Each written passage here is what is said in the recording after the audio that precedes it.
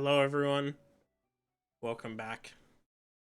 I am your host, I guess, Eggmojii, and my mic was not muted. That's good. Second, I was like, I bet it's muted. Nope.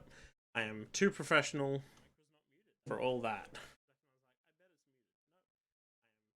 Sparkle McFun followed. Thank you for the follow. Oh, hi. Thanks for checking in. I'm still a piece of garbage.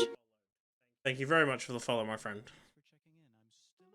And to all the rest of you friends, we've got a brand new game. I know, me, on, like, ahead of the curve, actually picking up releases?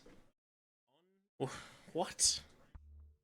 We have the brand new Vampire the Masquerade game. Not Bloodlines, that's, you know, that's soon. But for now, we got, yeah, this new one. Coteries? Maybe? Of New York? I don't know.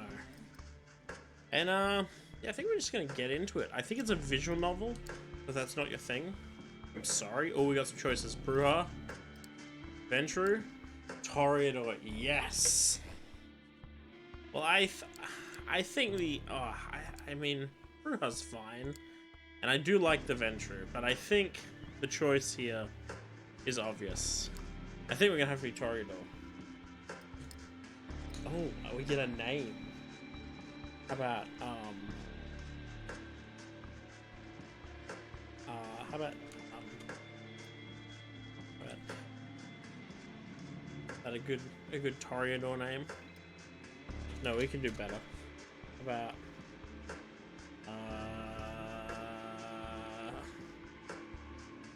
let's pay homage.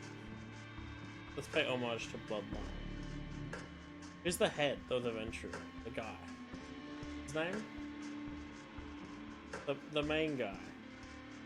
Who is report to? He's got the big guy. Yeah. LaCroix. Classic vampire name.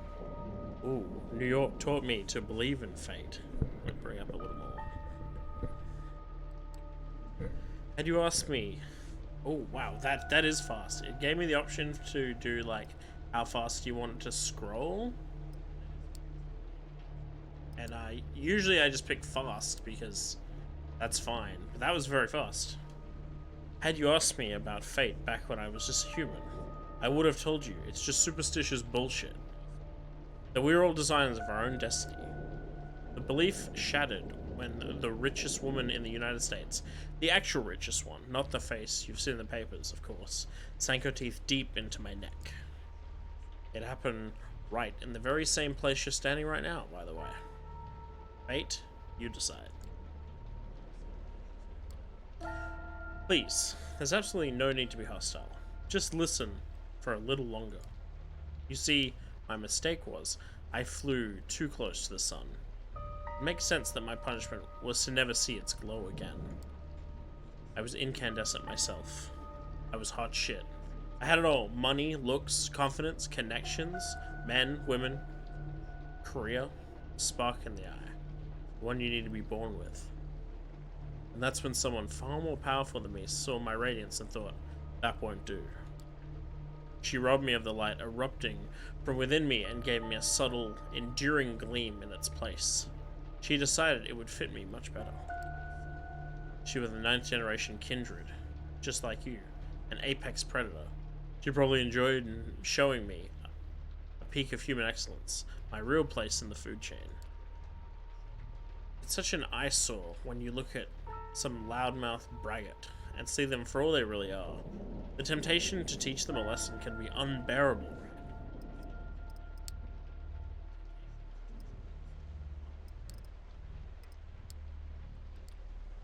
Well, my sire's lesson was a lesson about fate, a message in saying you're eternally doomed to being at the mercy of your sovereigns. It almost drove me to destroy myself. What saved me was the ability to reinterpret her teachings. Hers wasn't a message of doom, it was a message of hope. Fate exists, and one can shape it if given the right tools. My sire didn't believe my tools were fitting for the job.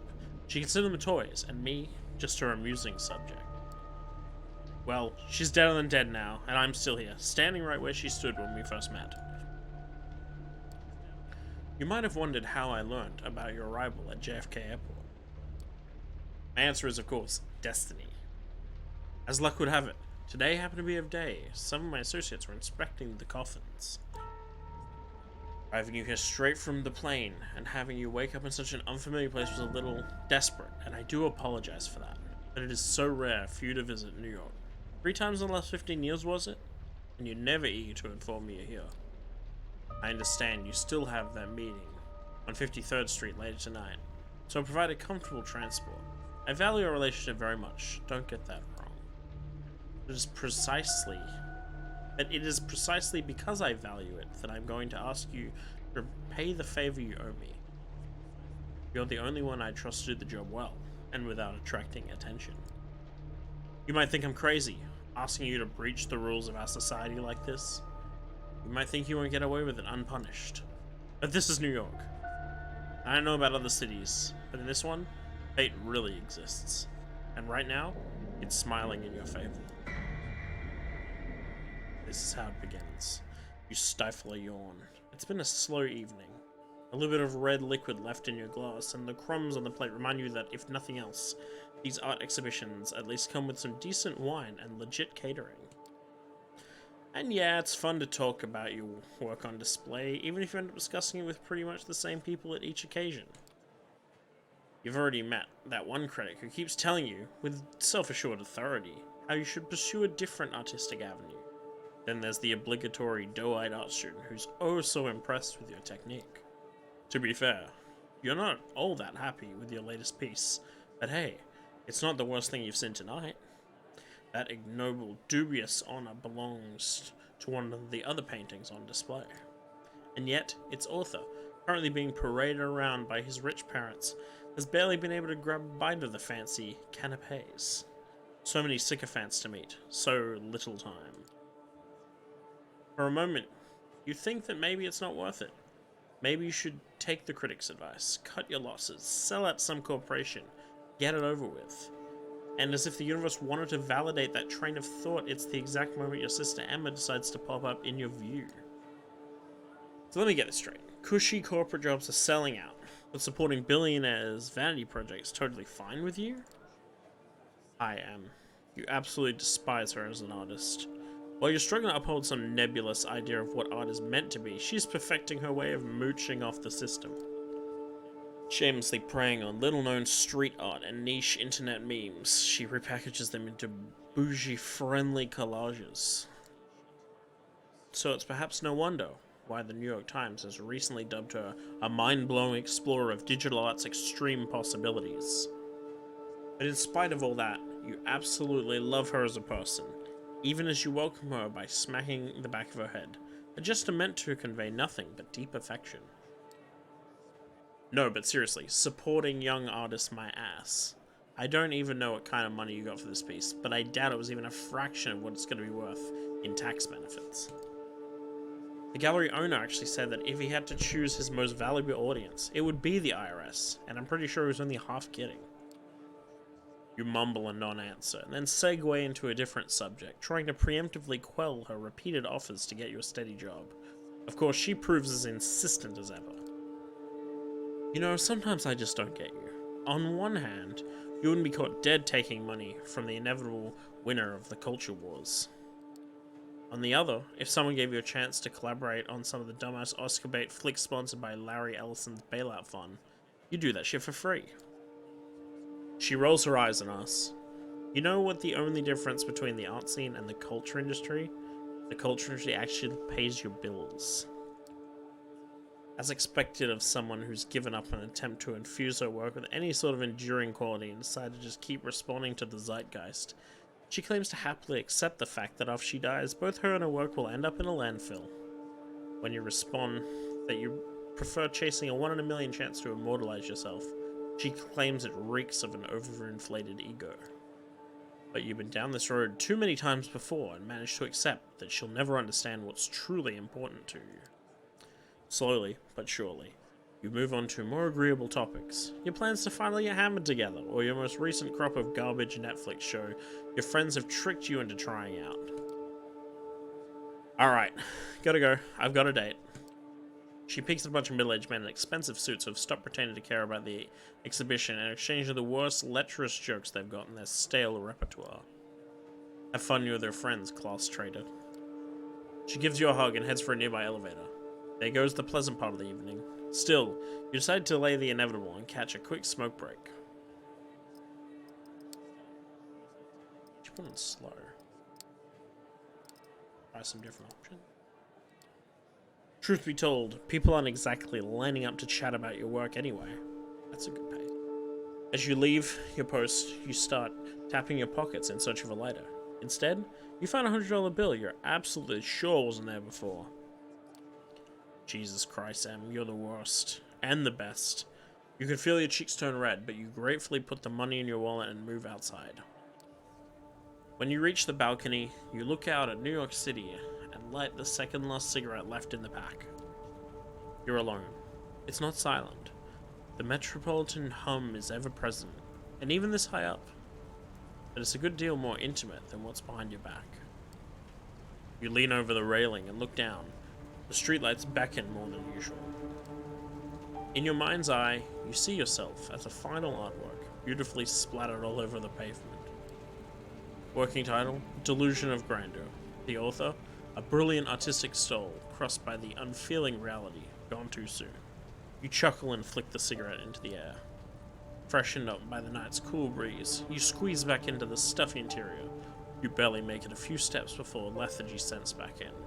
It's like you never left. Still, something in the room feels different. Your eyes are drawn to a handsome young man, neatly dressed and groomed, exuding the air of a true artiste. And the best part? He's intently looking at your paintings. The gallery is almost like an art installation itself now, people standing in silent awe. The guy like a beacon drawing everyone's attention.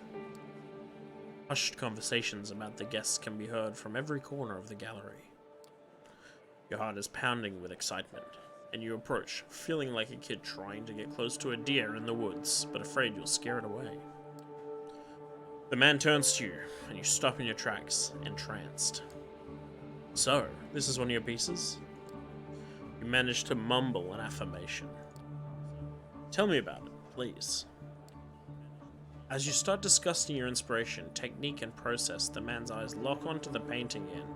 He keeps interjecting, making knowing remarks. This guy gets it. He really gets it. The world around you disappears. You'll say anything, do anything to keep his attention on you, but you realize you don't need to. He's into your art. He's into you. I want to buy it, and I want your company. I need to talk to you. You will like what I have to say. Spoken matter-of-factly, served straight up, like he knows that you won't refuse, that you can't refuse. An hour later, you find yourself in his apartment, one of many, you assume, with your self-esteem all patched up and your head full of fine vintage. You tell your host a lot. In fact, he seems like you're telling him everything. Where you came from, how you ended up in New York City, how you to take out a loan to appear at tonight's event, how you took the long look down the balcony, that you thought about taking the plunge, and this time you were only half joking. You feel miserable. You start crying. He holds you in his arms. You feel calmer. Tears stop flowing. Oh. It's been so long since you last had someone you could not just talk to, but communicate with. Be seen by. Who knows? Maybe there is hope for you yet. That feeling of bliss is the last thing you remember before passing out. Next thing you know, you're lying on the couch in that same apartment, hungry and dehydrated. How long has it been? Hours? Days? More? You're feeling weak, confused, abandoned. You look around in a panic. Is he still here? Thank God. Yes, there he is, standing in the doorway. His voice breaks the silence and fills you with hope, until you realize what he's saying. I'm so sorry. I hope that maybe, one night, you'll forgive me. Always remember that in our parting moment, I wished you well. You try to speak, ask him to stay, but no voice leaves your parched throat. You taste something on your lips. Wiping your mouth leaves a crimson stain on your hand. It's not the wine. What the fuck? The door of the apartment closes behind him, alone, again. Then the pain hits. It's a headache, a lurching in your stomach, a burning in your arms and legs. That's all you can focus on. Panic takes you. You fall from the sofa and hit a wine glass. It flies off into the wall, shattering into bits. A mumble from the corner of the room indicates that you're not as alone as you thought. From where you're lying, you only see a feminine shape, stirring awake. You crawl towards the woman, inch by an inch. The pain turns into an urge. You need to get close to her. You begin to see details, the long hair shrouding her face, the worn-out NYU hoodie she throws over a skimpy, peach-colored dress. She opens her eyes, moves her locks to the side, exposes her neck. A rabid instinct takes you. In the blink of an eye, you find yourself buried in her hair, smelling her sweat, mixed with just a hint of cheap perfume. You bite down and drink the blood from her vein. Wait. What is happening? You break away. You look at the girl. She lets out a sigh, goes limp and unconscious again. You try to call back. Her dress rolled up to the side, and you glance at her naked thigh. You lose control again. You bite her leg. Drink deep from the artery. It's intoxicating. It's bliss like you've never known before. It's beautiful. You break away again. Fall to your back. What the hell was that? Did you really drink her blood? She's not moving. Oh god, she's not moving. You check her pulse. She's cold to the touch. Nothing. No heartbeat. No sign of breathing. That's when it hit you. Your chest isn't moving either. Your heart's not beating. You're cold to the touch. You reach for your phone. It's not there. Where did you leave it? Maybe he took it? Impossible to say.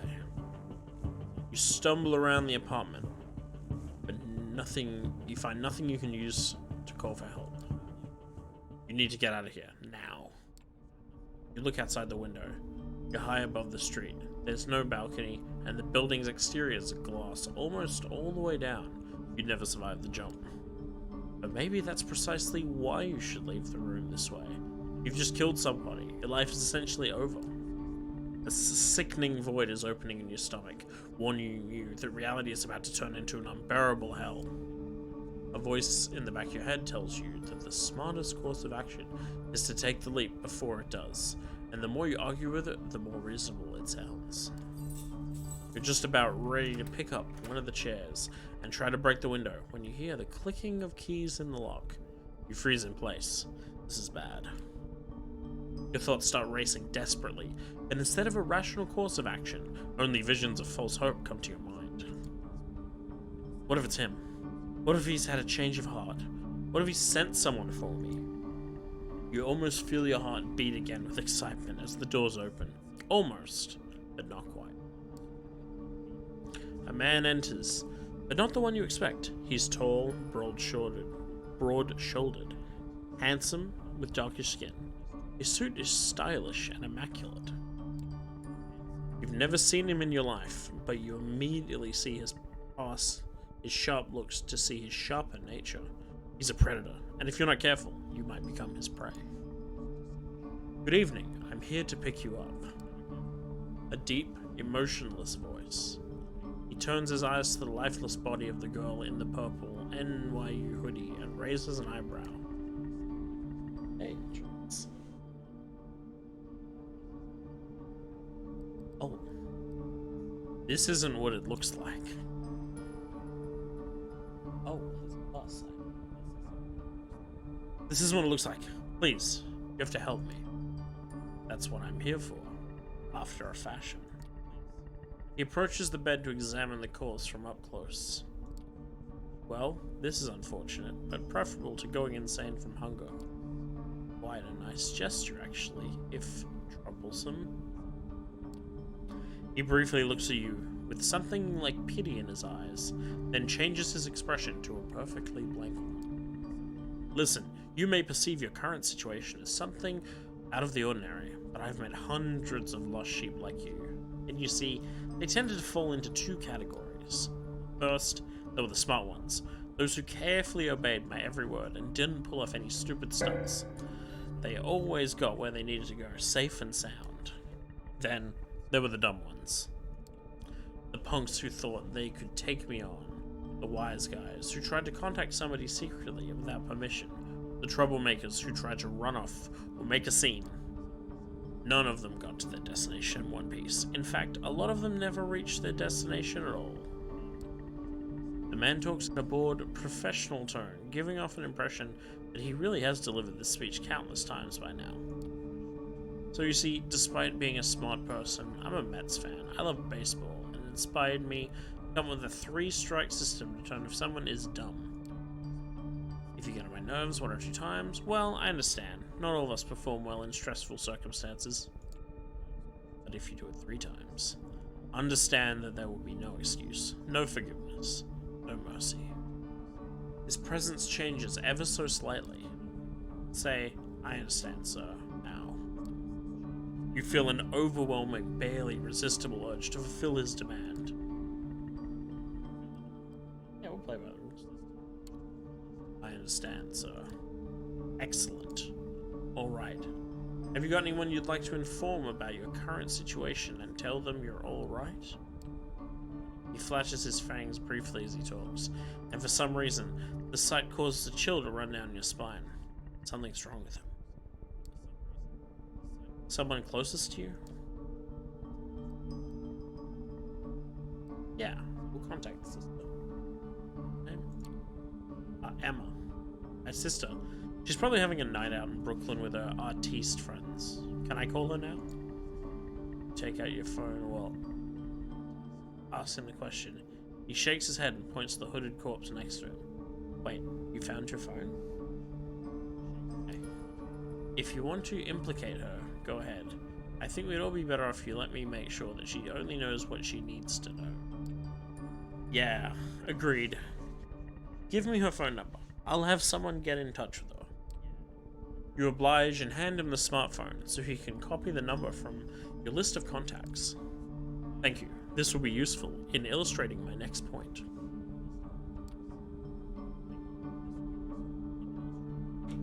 Instead of giving back your phone, the man hides it in his pocket. From this night onwards, you are subjected to different laws than the ones you grew up with, and you'll be watched by many eyes to ensure these laws are respected.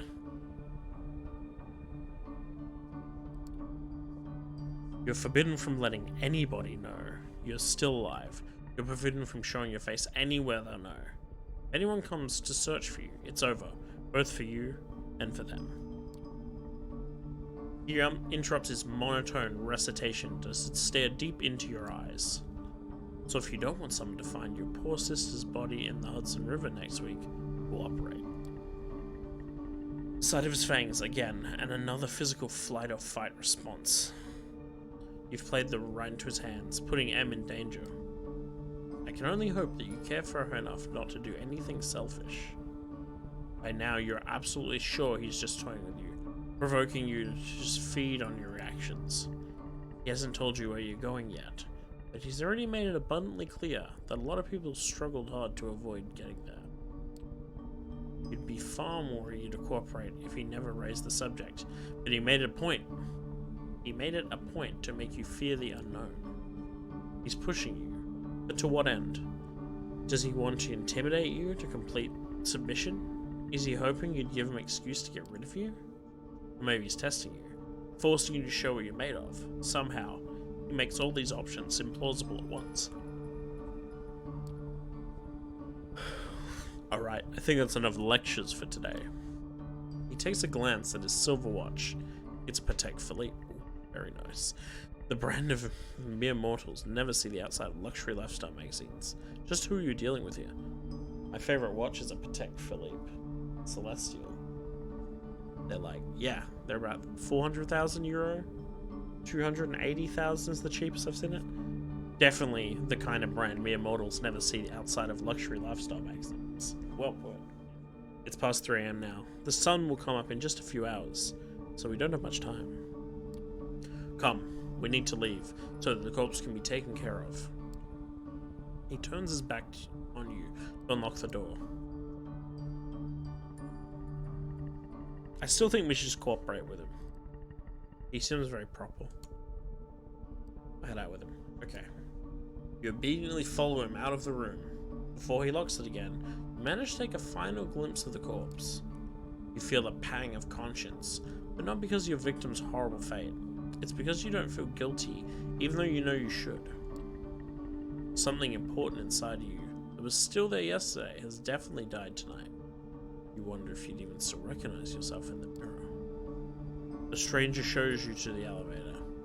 You go to the ground floor.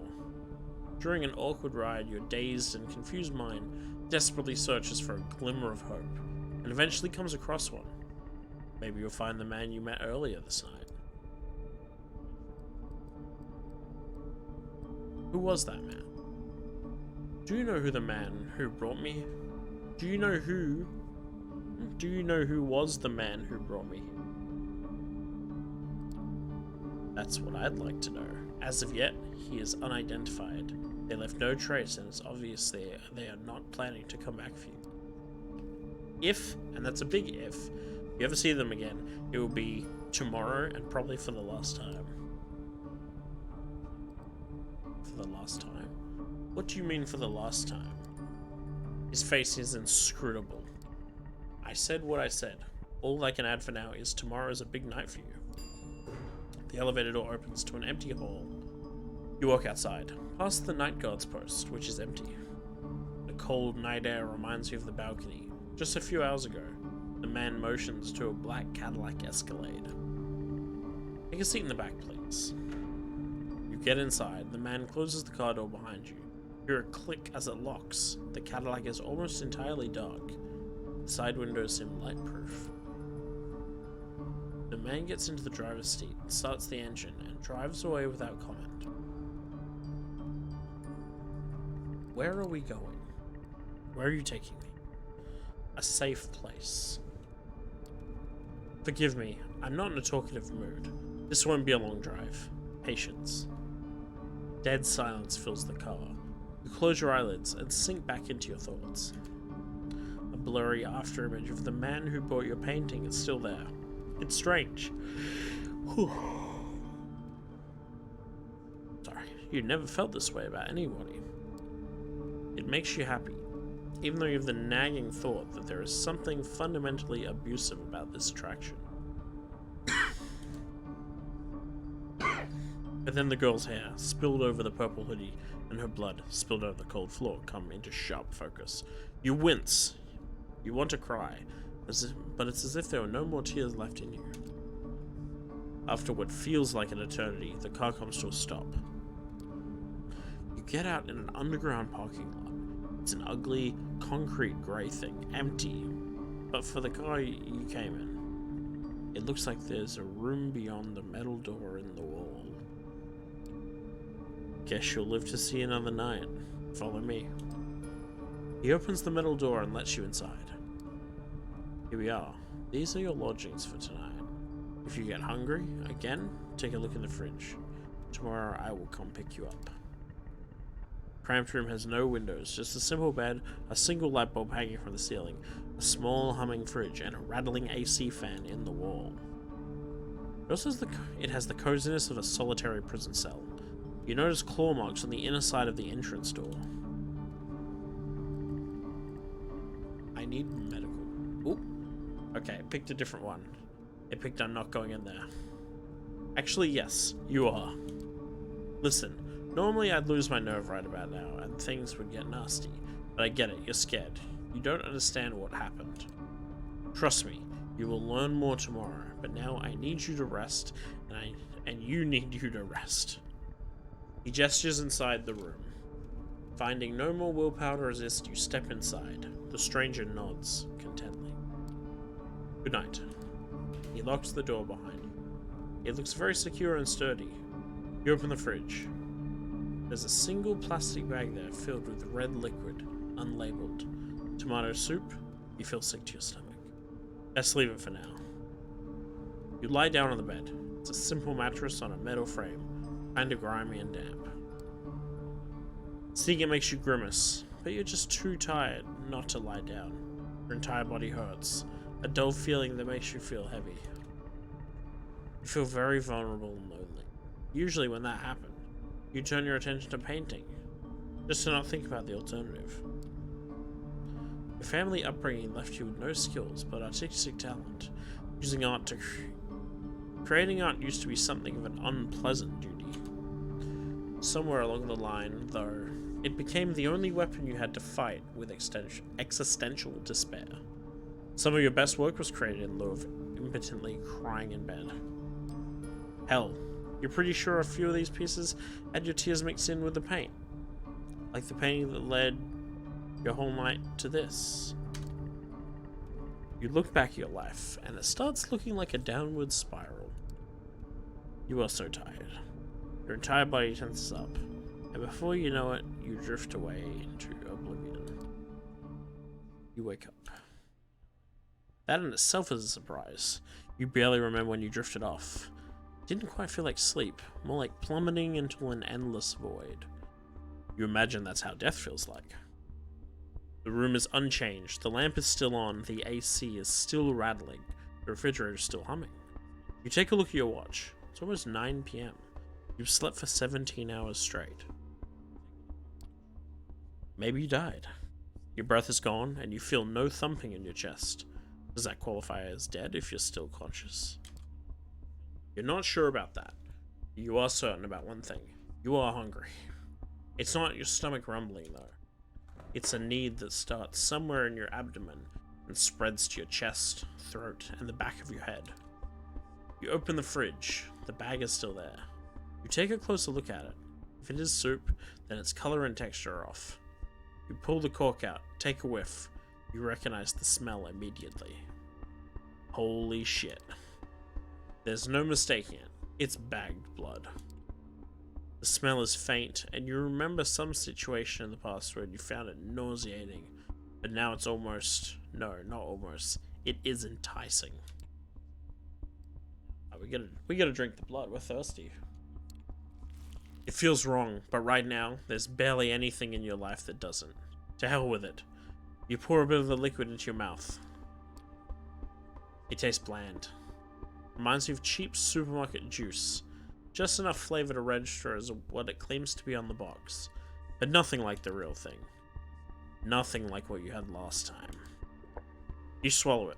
Somehow you don't feel sick. In a weird, messed up way, you can't help but think it feels nourishing.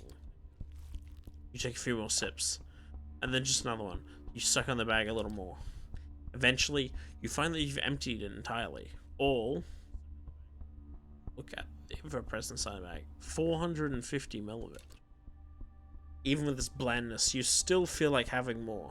You realize your body longs for that intoxicating high you felt when an image of that corpse crosses your mind, causing you to wince. What have you become? You try to piece your thoughts together. Make sense of it all, when you hear the lock click and see the door open. Standing there is the well-dressed stranger you met yesterday. Immaculate suit again, the predatory look, like a hawk on the hunt, but somehow more relaxed tonight. So, like a tamed hawk, maybe? Good evening. Slept well. He notices the discarded empty bag. I see you had a bit of a snack.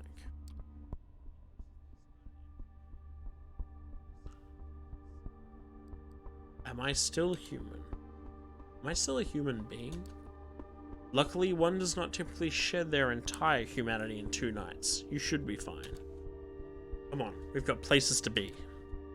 The car is humming in the empty parking lot just outside the door of the cramped room you've spent the day in. The man motions to it, politely, but with a stern look on his face. We are cooperating. Okay, lead the way. After you. You take the back seat again. The doors lock. The stranger takes the wheel and starts the car. You drive in silence for a while. From time to time, you keep trying to catch glimpses of familiar streets or landmarks through the blackened windows, but it is of little use. The car is also soundproofed, so all you can hear is a little bit of traffic humming in the car's engine. The driver doesn't say anything and seems to be focused on the road. You check the door handle. Yeah, the door is locked alright. The piece of dark glass separating from you and the front door looks sturdy too. There's nothing left to do but wait. You didn't have time to think about it before, but you realize that you're hungry? No, not exactly. It's not a rumbling stomach that grabs your attention. It's a need that starts somewhere in your abdomen and spins to your chest, throat, and back of the head. You try to extract some of the information out of the man behind the wheel, but you realize you'd prefer to bask in the afterglow of your last meal. You wouldn't have expected it, but you'd spend the rest of your life. But you'd spend the rest of the trip lost in your thoughts. A lot of them concern blood. It takes you another 20 or so minutes to get to your destination. As the door opens, you try to get your bearings. You're still in New York, that much is certain. Queens, maybe? Wait, you know exactly where you are. The nice-looking two-story building has a logo you immediately recognize. The Art Hall, an avant-garde gallery, used to hold that collection of bagged viscera and body parts by... You can't remember the guy's name. He's Brazilian, you think. Fabio or something? Or other? After me. No sudden movements, please. You've never been inside. Not quite your style. But the place has quite the cult following. You keep racking your brain for more facts, hoping they'll help you with whatever you got into. Two large men in suits flank the door to the gallery on both sides, and they give you a companion a nod as you approach. Prompted by the stranger who guides you, you walk inside. The gallery is full, which is unusual at this hour to say the least. About 24 faces fill the showroom, and a number of waiters navigate the gathering, serving drinks. All of them are beneath the guests' attention. The visitors are well dressed for the most part, but it's unclear what they've gathered here for. Nobody seems to be particularly interested in the art pieces on the walls. The atmosphere is polite, unnaturally so. Many guests turn to look at you and the stranger who brought you here. Their glances are varied.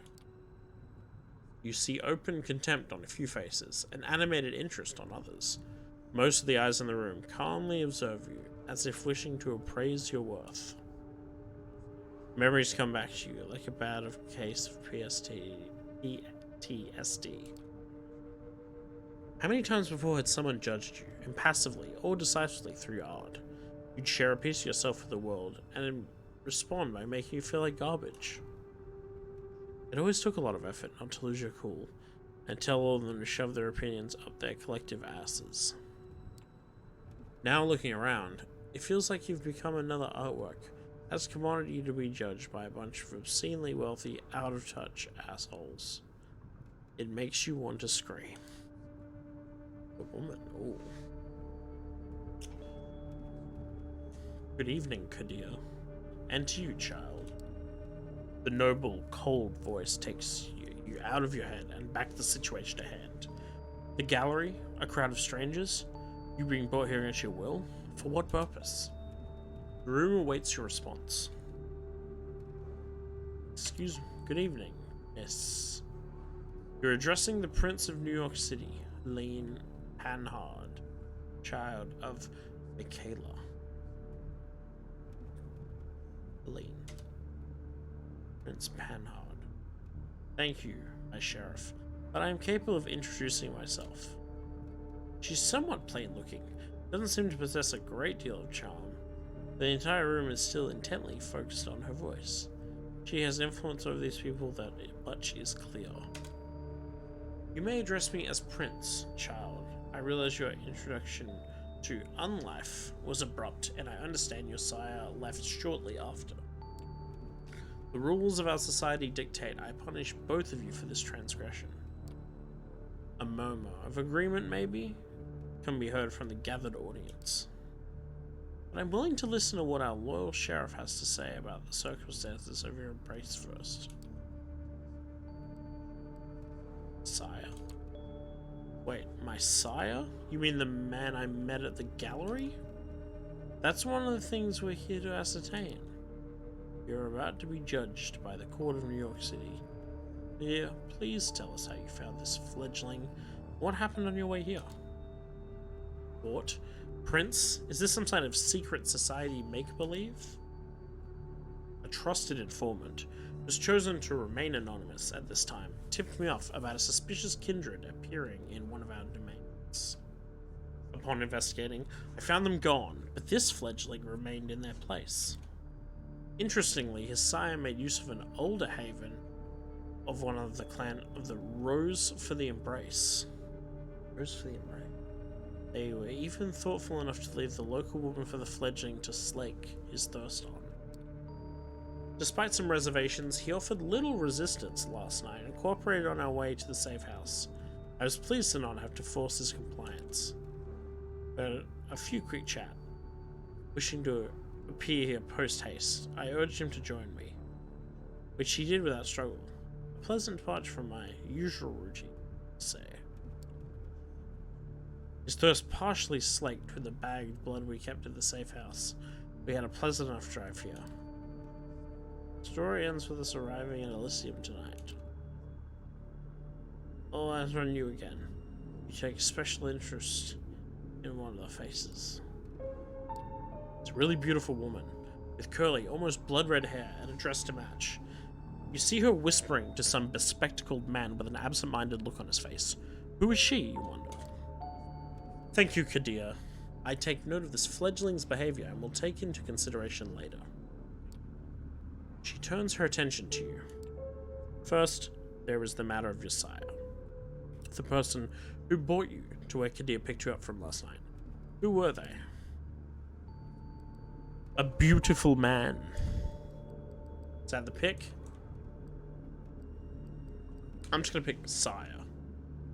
Sire? Let me ask you this first. Why do you keep using that word, sire? What does it mean?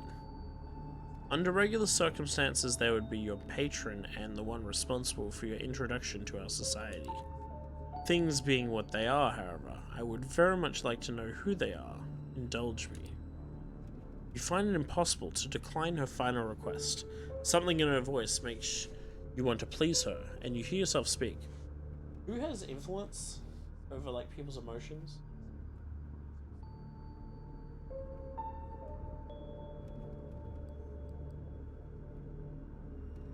That Auspex? He was beautiful, charismatic, charming, dark hair, sort of artistic mess. Had an accent I couldn't recognize. He took notice of my art, bought a piece in fact. I want to meet him again. You stop yourself from saying more, then realize there's really not much more for you to talk about. A nagging thought enters your mind. How did this prince persuade you with such ease? Well, Kadir, does that sound familiar? No, it does not.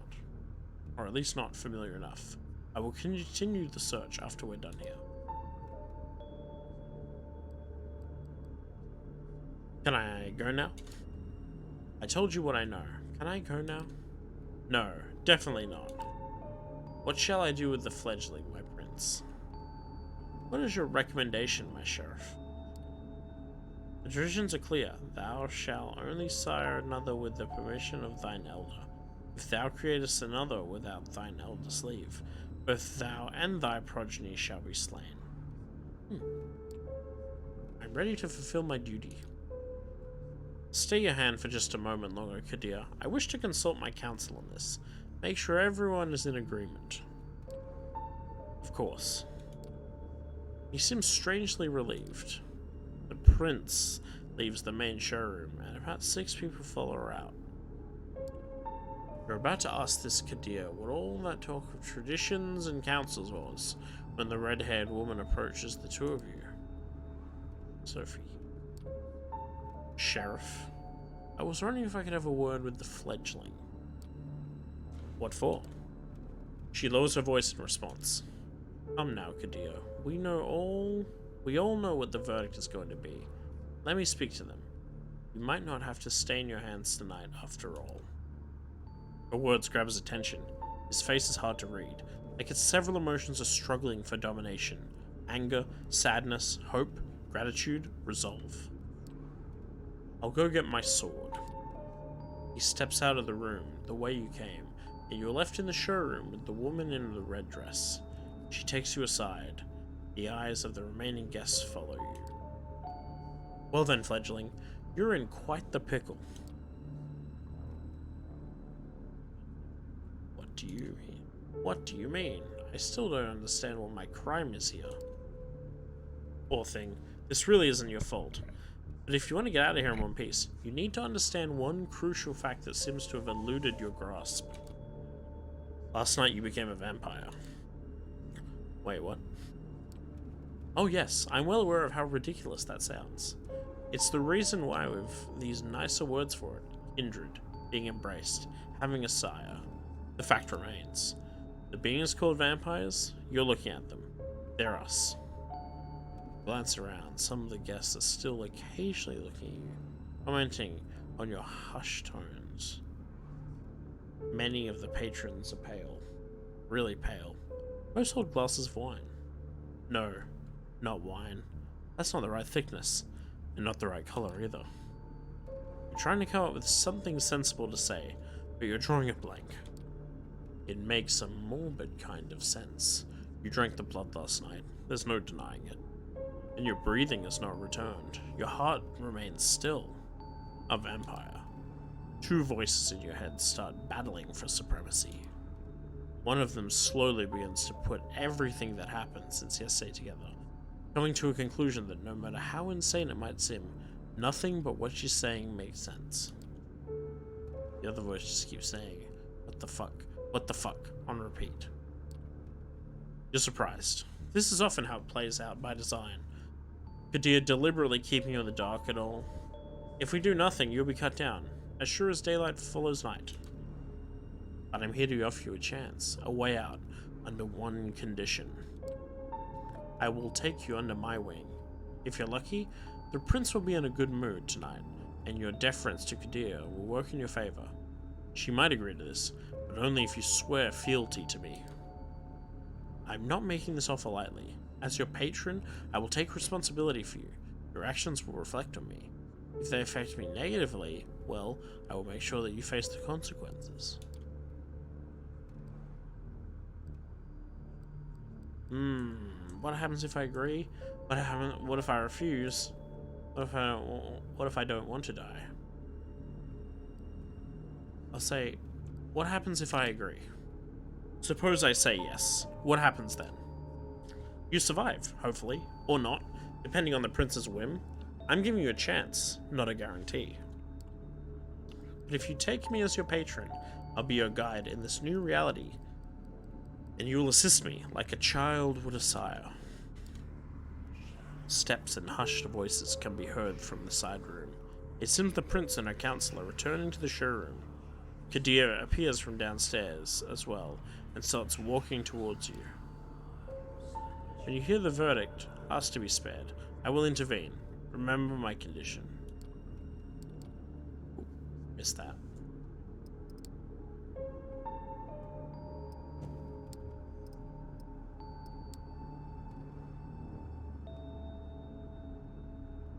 She flashes a heart-melting smile towards Kadir, who does not smile back. The sheriff's immaculate suit is now complemented by a curved, oriental-looking metal scabbard, fastened with a colourful sash around his waist. It would look vaguely ridiculous if it wasn't surprisingly intimidating first and foremost. Kadir takes his place next to you and observes as the prince takes center stage again. Loyal kindred of New York City Camarilla gathered here tonight, I have made my decision regarding this fledgling. She briefly addresses you. I want you to know that this was not an easy decision to make. Your part, you have not done anything to earn our ire. I feel a genuine sorrow for what must be done. We are all keenly aware that these nights we need to close our ranks and trust the wisdom of our elders and their traditions more than ever before. There is no place for tolerating dissent when our very existence is under constant threat. Although I acknowledge some of my counsel's divergent opinions on this, she takes a look specifically at one of the people who left the room before, a rather plainly dressed, shy-looking man whose skin has a somewhat healthier tone. He bows his head in deference. I hold the final authority over this fledgling's fate, and I declare that while their embrace might be the sire's responsibility, in their absence it is their progeny that must be punished. The sentence is final death, to be resolved presently. Kadir? You hear the scraping sound, and see that the sheriff has unsheathed his curved sword. It is a beautiful, detailed blade, in which you expect must be worth a small fortune. Its apparent sharpness makes you freeze up. 2 outs. Bottom of the 9th. His quiet mumble is inaudible to nobody but you. As his eyes meet yours, you just note a hint of sadness in his countenance, one that quickly vanishes to give way for grim determination. And he's out to bat. You will not get another chance to speak up. Ask for mercy. You make your choice. I don't want to die. Spare me, please. Prince, if I may ask you to stay the sheriff's hand for a while longer. Kadir looks at the prince, awaiting her response. The sword is still hanging above you, threatening to fall at a moment's notice. Is there something you'd like to say, Miss Langley? Yes, if I may. At first, the prince looks somewhat annoyed at the distraction, but she stays quiet for a while, measuring in the mood of the room. The board elites suddenly look at you with their aroused interest, some of them dismayed at not seeing the bloodshed, all intrigued by the unexpected twist. The prince nods. Well, let's hear it. Sophie takes a few steps forward. All eyes are on her now, but Kadir's heavy hand on your shoulder makes it clear you won't take advantage of this distraction. My prince, while the traditions are clear, I believe that the proper context should be observed in addition to the letter of our laws. This fledgling is a burden, but with proper guidance, they become an asset to our domain. Am I to understand you are volunteering to take this sireless child under your protection? Yes, I happen to think they might hold a potential that would be unfortunate to waste. I do experience their full cooperation, of course. Whispers can be heard again, an incredulous voice or two, a hushed, just behead the fucker. Some suppressed exclamations of surprise. Silence. I ask all of you to make note of this moment. I might be persuaded to bend one tradition in this child's favor, but another will have to be enforced even more firmly in its stead. Until thy progeny shall be released, thou shalt command them in all things. Their sins are thine to endure. Are you certain that's a responsibility you wish to shoulder, Miss Langley? I am willing to guide this fledgling and add a valuable ally to our sect in time of need, yes. But I would like to receive the right of destruction over them, if it pleases you. Wait, right of destruction? What do you mean by that? Kadir's grip tightens on your arm like a vice. His other hand goes to the sword again. Sophie locks eyes with you. I will explain, but not right now. Right now, we need to await the prince's decision. No need to wait. I am ready to pass the judgment. Oh, grant what you ask. Let it be known, Sophie Langley of Clan of the Rose will be this fledgling's patron. They shall be considered like sire and child. Miss Langley will take full responsibility for them, and I grant her the right of destruction if she sees fit to use it. See my intentions to be clear, however. I am not about to turn a blind eye to one of your most important traditions on this occasion. I expect to be beneficial to the Camarilla, substantially so. Hope you find this verdict satisfactory, Miss Langley.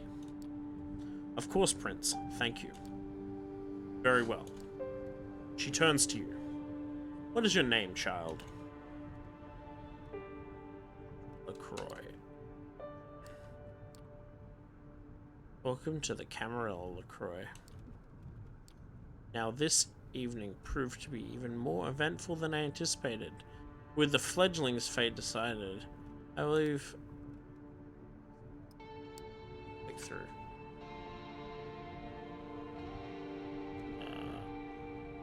next.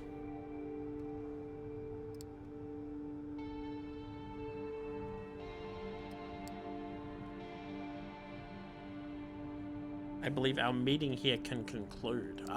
Excellent. Thank you all for appearing on such short notice, given my regards to those who couldn't make it. Kadir, a moment of your time before I let you return to your duties? Of course, Prince. He shoots you a side glance that doesn't leave much space for interpretation. You will be watched, you will be judged, and if need be, you'll be punished. The two of them leave the gallery. Well, LaCroix, I think we've both already managed to significantly improve each other's evenings. But let's keep the ball rolling, shall we? I think we should have a toast to the new fruitful partnership. She raises her hand at one of the well-dressed concierges, who now reappeared in the showroom to refill the guest glasses. The conventionally handsome man approaches with a carafe of red liquid. He pours it into 2 tall glasses. It's blood again. That much is clear. You're in 2 minds about drinking it, but the memory of last night's hunger makes you wince. You take a tentative sip. You expect the same blandness you tasted a few hours ago, but this one you can actually savor. Smoky and warm, making you think of a cozy cabin in the woods. It does strike you as a strange image for your mind to jump when drinking human blood, but it is what it is. You've never tasted anything like it. Do you like it? I think the New York City caterers have very bourgeois ideas about what good blood should taste like.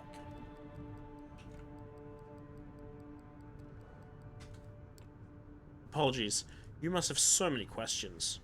While we're on the topic, perhaps we should start with those related to sustenance. How much do I have to drink? I feel this hunger, constantly. How much do I have to drink to make it go away? The sad reality is it will never go away. No matter how much you drink, you'll always be tempted to have more. Unless you can consume someone wholly to the last drop, paying for the temporary relief of their life. But that's a one-way road to losing your humanity. Let's start by just taking a single sip from a vessel. Be prudent. Hot, fresh blood will be more satiating than most anything they serve in a fancy glass, but it can make you more voracious. As to how much you should have, it depends. If you're frugal, you can survive many nights without a single drink, but it's risky and will tempt the beast that is a part of our curse. Tomorrow I shall take you hunting. We shall explore this topic further.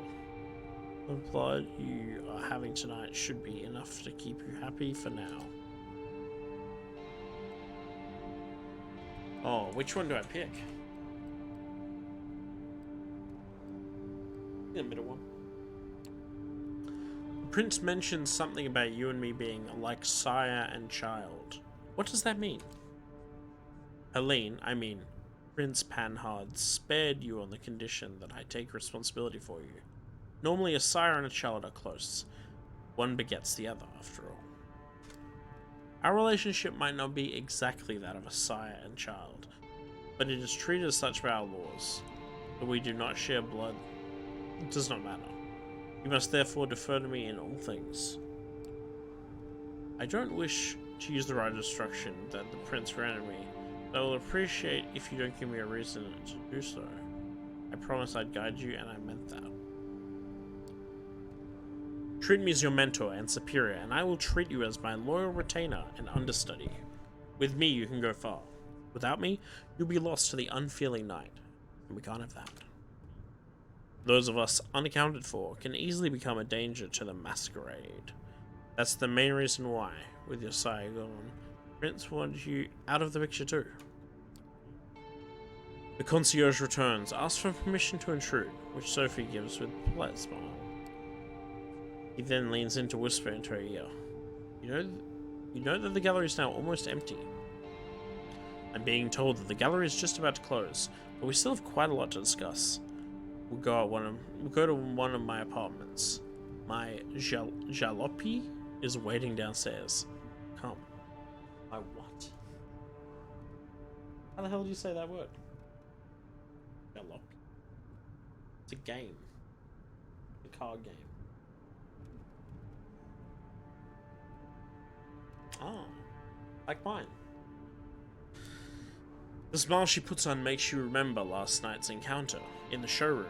A similar eagerness to spend time with this person overtakes you momentarily, and you follow her outside. Your sixth sense tells you she's an artistic soul, and you unwittingly start projecting good qualities onto her. Sophie leads you to a luxurious silver Rolls Royce and invites you to sit in the back. The chauffeur, a broad-shouldered, clean-shaven, middle-aged guy, starts driving immediately. Where did we leave off? I believe I started telling you a bit more about our customs.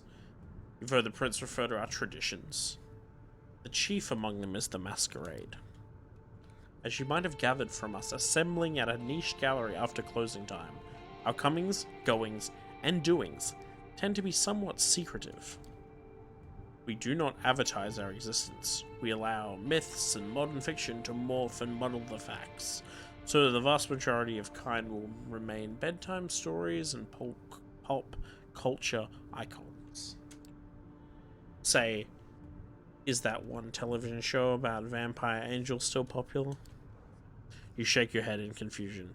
She shrugs and continues, looking a little bit more dejected than before. Our clandestine ways help us remain safe, allow us to explain away the occasional trip up to the rational minds of 21st century humanity, and dictate much of our interactions with mortals.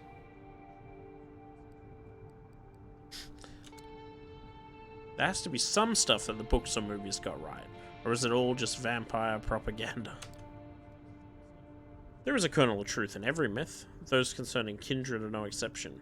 They are mortals who sift through and manage to separate the facts, though it does not happen thanks to Hollywood. For once, sunlight burns us. That is why we rest during the day. You felt it. Well, more like being dead than being dormant, isn't it? But we have no choice. We are night dwellers, but day sleepers. Some more folk-related threats are just legends, or occasionally minor nuisance. Garlic, running water, even religious symbols don't repel us, unless the world is uniquely pure and godly. Stakes through the heart, though. That's something to avoid. They do not destroy, but they do paralyze, which under the right circumstances can often be the same thing. That's a reason to have somebody like my entrusted driver, Gregory, making sure you're safe when you drift away. We have many enemies, and they often know their advantage lies with daylight.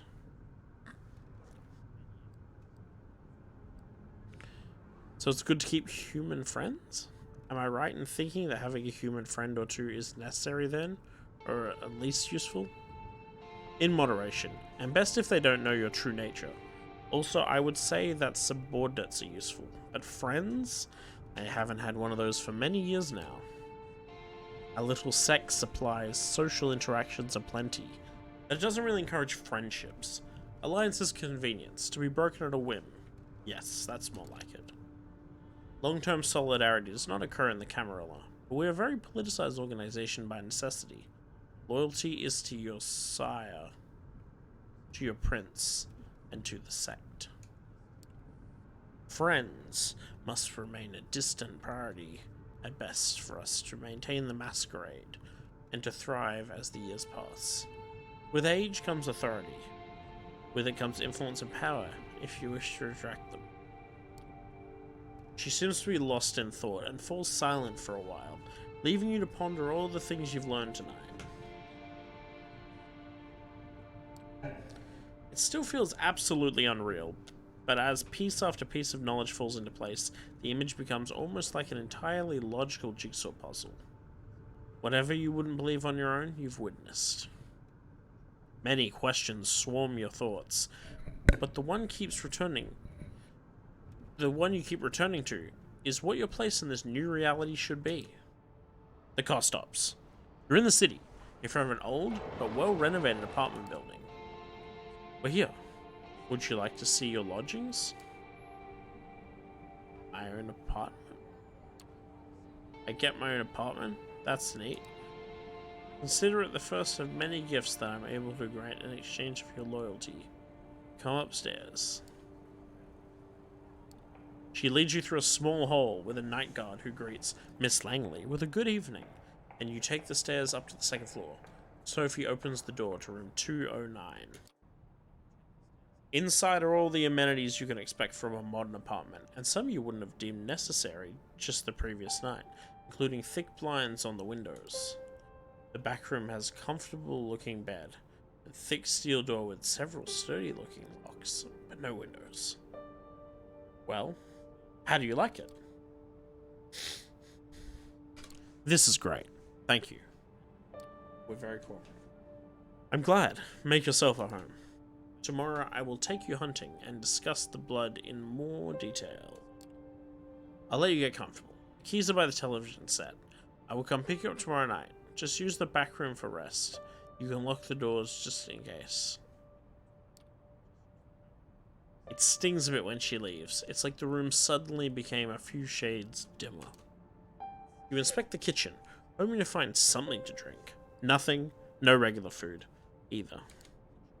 Feels strange that Kadir could be more thoughtful host than your new sire, even if only in that respect. You briefly wonder if the sheriff might have a hidden side. With nothing left to do, you lie on the couch with the TV playing in the background for your company. Columbo returns. Kojak reruns. President of the United States got himself into serious trouble again. President of the United States got himself out of trouble again. Pundits start yelling over each other about things that seemed a little bit less insignificant just 2 days ago. You start drifting off, reflecting about another night of confusing conversations and worldview-shattering revelations. How many more before you finally understand what's happened to you, why you're supposed to, and what you're supposed to do now? You keep coming back to the life you left behind, the people you should contact, the things you want to pick up from your place, your apartment, and you wonder when you'll have the chance for either.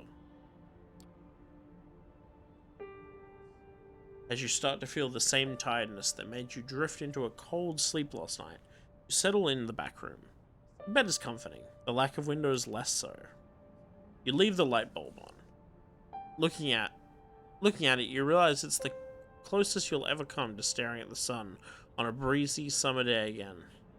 A wave of melancholy overwhelms you. A few minutes later, your conscience fades, and you take the plunge into darkness again, sinking, sinking, sinking, sinking. Ooh.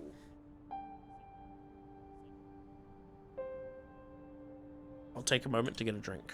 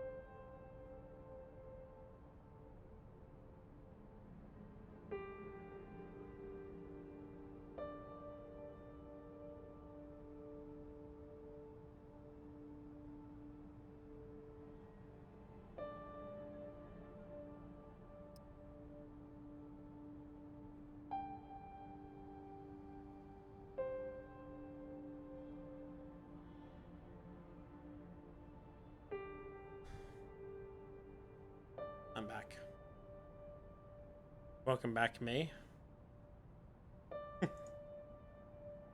So we have to rest. We only have one option. Ooh, tutorial. Gaming. Hunger lies at the heart of a vampire's existence. To ignore it is to tempt the beast to take over your actions in its desire to feed. To overindulge in feeding may threaten the masquerade, as well as staining what humanity you have left. In Coteries of New York City, having high hunger is indicated by a progressively bigger bloody frame around the screen like the one you see now. As your hunger grows, so does this indicator. Your hunger may increase when you call upon your vampiric powers, when you need to mend your wounds after a fight. So there is fighting and stuff. When your hunger reaches the maximum amount, you will receive a warning after you complete a piece of the story. Ignore it at your own peril. Some choices might only be visible if your hunger is high enough. Similarly, a high hunger may block off some choices, as you'll be able to see after pressing continue. Oh.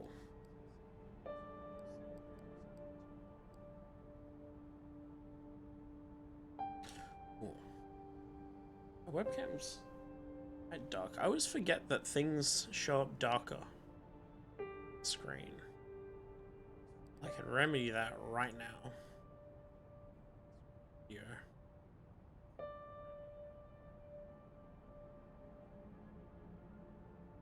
I think if I take a exposure. Oh, that's too high. It's too high. No.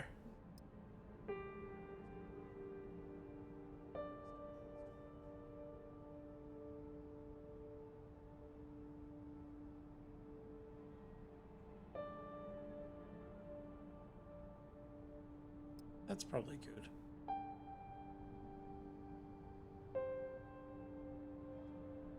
I don't know. How do I? Yeah, it's probably fine. Yeah, that always is. To decrease hunger, you will need to feed. Whenever you see a feeding opportunity, you can take the risk to hunt and slake your hunger. Ah, feeding option. It's with the teeth. You will need to keep the hunger at bay if you are to uphold the masquerade and survive the nights that await you. Do we have, like, saves?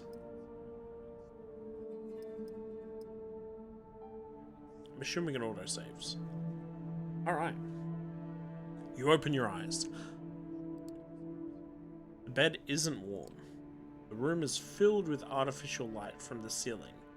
The solid metal door is closed. Normally you'd stretch for a bit. On some mornings you'd probably throw the quilt over yourself and snooze a moment longer. Sounds good. But that was before. The way you woke up now, you are fully conscious. No grogginess, nothing weighing you down. Just the nagging need in the back of your head. Hunger, not as severe as the last time, unmistakably there. You get up and open the door to the main room. A digital clock on the TV shows you the time. 9:04 p.m. You walk over to the blinds, retract them cautiously. The only light coming in is the NYC's artificial nighttime luminescence. So that's what your waking hours are going to look like now. You missed the sunlight already. You're seriously considering just walking out of the apartment and figuring this all out by yourself. And then you come back to your memory of Kadir's exotic sword being raised in the gallery. Maybe sticking around isn't that bad of an idea after all. You keep jumping channels for around half an hour, then switch to a streaming service, almost as if the universe had a sense of irony. You catch True Blood in the flood of recommendations. The doorbell rings. It's Sophie. Good evening, LaCroix. Sleep well?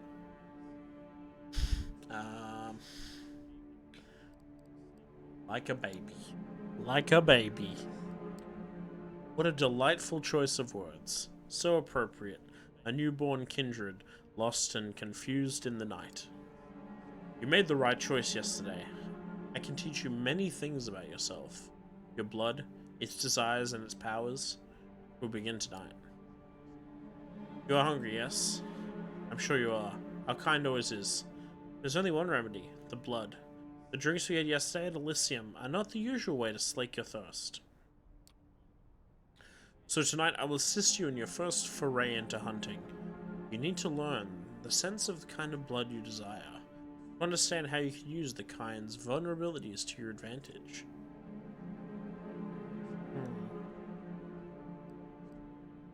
No more freebies? No more drinks on the house?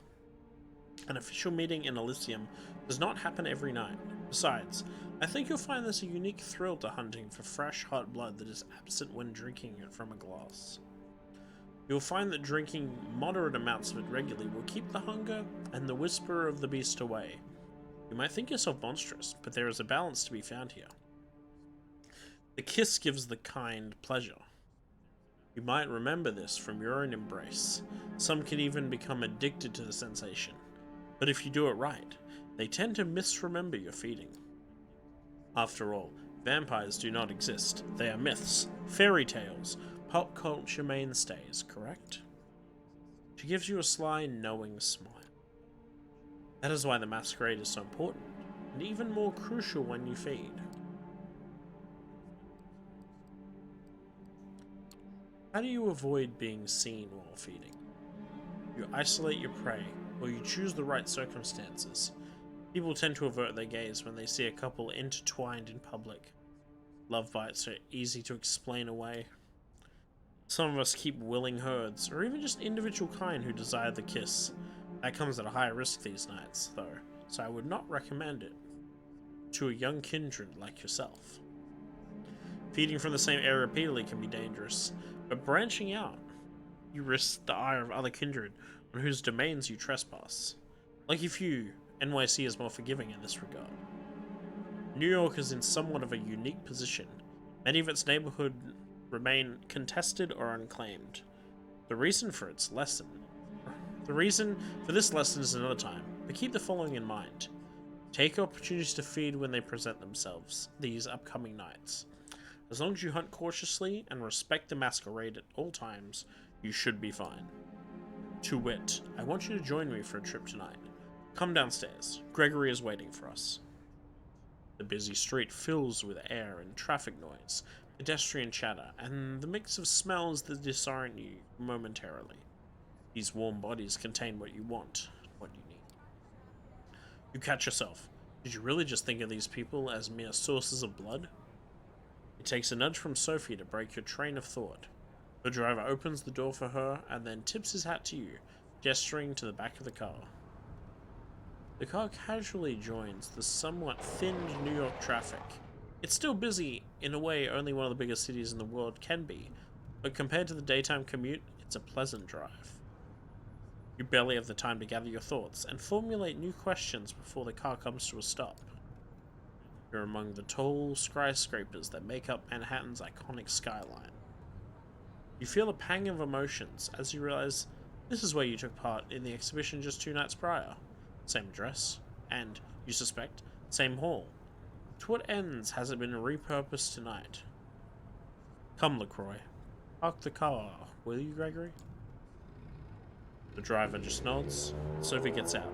You join her, and the two of you walk through the glass doors together, then take the elevator up. You first notice an empty stage, with the instruments of string quartets still in the back, then take in the few dozens of chairs in front of it. The concert seemingly concluded. The patrons, all smartly dressed and posh, have spread out all over the hall. Sophie strides confidently inside, produces an invitation from her purse that she flashes in front of a security guard. You follow close and are let through without issue. Let's start easy. A social setting like this one would usually prove quite challenging to an inexperienced kindred, but consider this evening a small gift from your patron. I'm hoping to procure for you a willing vessel. Just remember what I told you about taking small sips. This one I have a soft spot for. Don't damage her. Now let's see here. Ah, here he is. She noticed somebody in the crowd, flashes a heart-melting smile, and suddenly even you feel drawn to her. You haven't even thought about her, but it's laid clear to you before in this moment. Sophie is beautiful. Just looking at her is a privilege. Just being with her makes you feel elated. Everybody in the crowd, but especially the man who's almost tripping over himself to reach her, clearly agrees. Edgar, I'm so happy to see you. How's your daughter? Is she with you? Oh, there she is. Julie, my girl. Come over, please. There's somebody I'd like you to meet. The young woman who walks across the hall can't be more than 19 years old. It's clear from her mismatched earrings and her partially faded purple hair dye that she doesn't fit this crowd. Julie, this is LaCroix. I think the two of you should get acquainted while I talk business with your dad. Awfully boring stuff, I assure you. I'm positive you like each other. The girl gives you a shy smile and nods towards the balcony stairs. You follow, somewhat unsure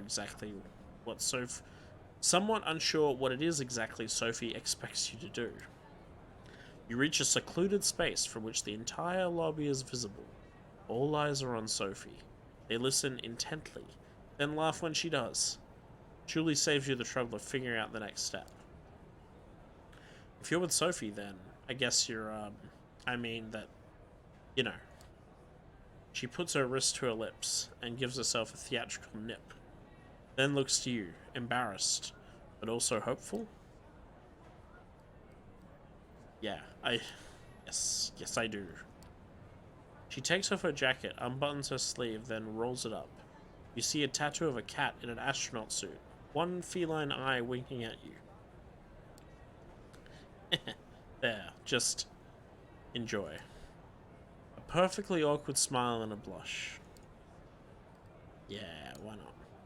You take her forearm in your hands. A quick look around confirms nobody's watching and no security cameras cover this area. You bite down, gently. It's surreal.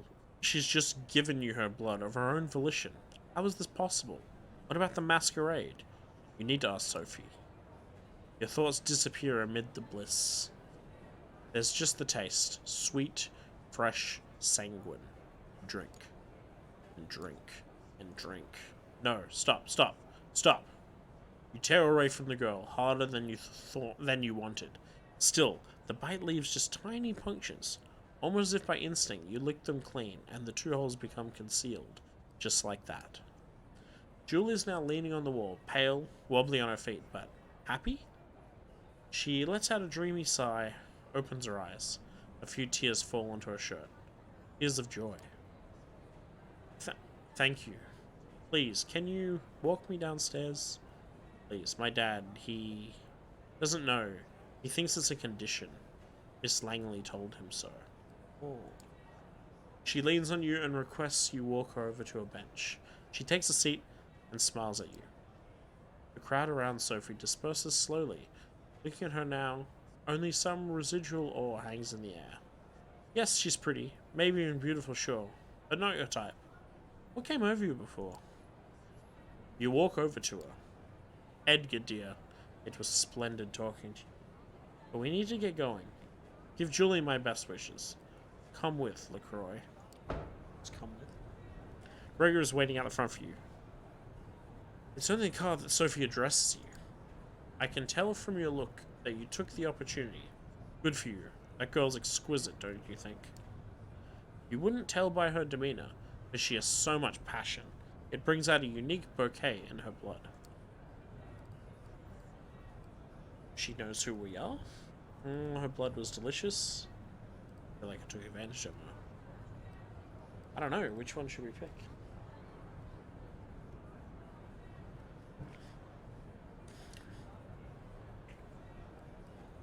She knows who we are. I think she knows who we are. That's not normal, right? It's not unusual, that much is true, but don't worry, she will do anything I tell her to, and won't say anything to anyone that I haven't put her in her pretty little head first. Time for the next stop. Training wheels off this time. Gregory, Flushing Meadows, please. The driver takes the car over to the Williamsburg Bridge. You settle your thoughts.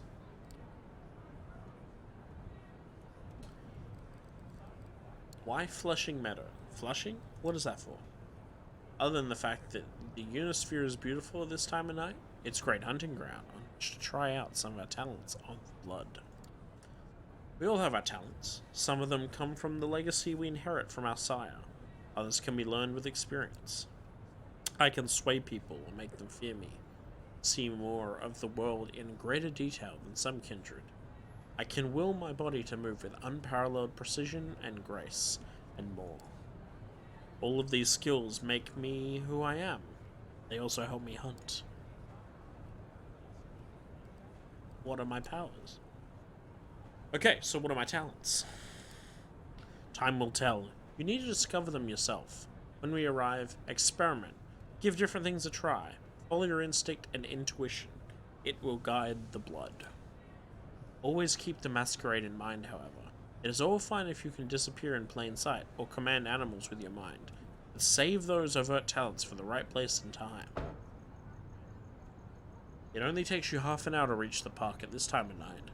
Both you and Sophie leave the car, with Gregory left behind again to find a parking spot. Keep an eye on the car.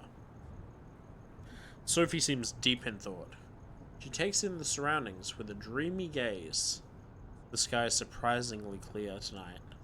The stars just barely visible from the light-polluted aura of the city. I feel like having a snack myself.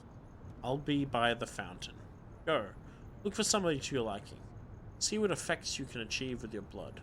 But only pick one victim. Just one. And then come back. Seeing how she seems not all together right now, you decide to leave Sophie to her own devices and seek out your prey. From here, it looks like you have a few choices. Just taking a stroll around the park and finding an isolated jogger, or someone like them could work. But focusing on one area might work better. The New York State Pavilion work as a secluded spot. There's a skate park nearby. In worst case scenario, there's bound to be some fortunate wino around. Maybe the tennis court's nearby. There's a light coming from there, so somebody might still be playing a late night match. They won't be alone, but they might be tired and let their guard down. As these scenarios play out in your mind, you realize you're planning how to assault a stranger in the middle of the night. It's a weird way to be, but now familiar hunger prompts you to act. Hey, a choice. I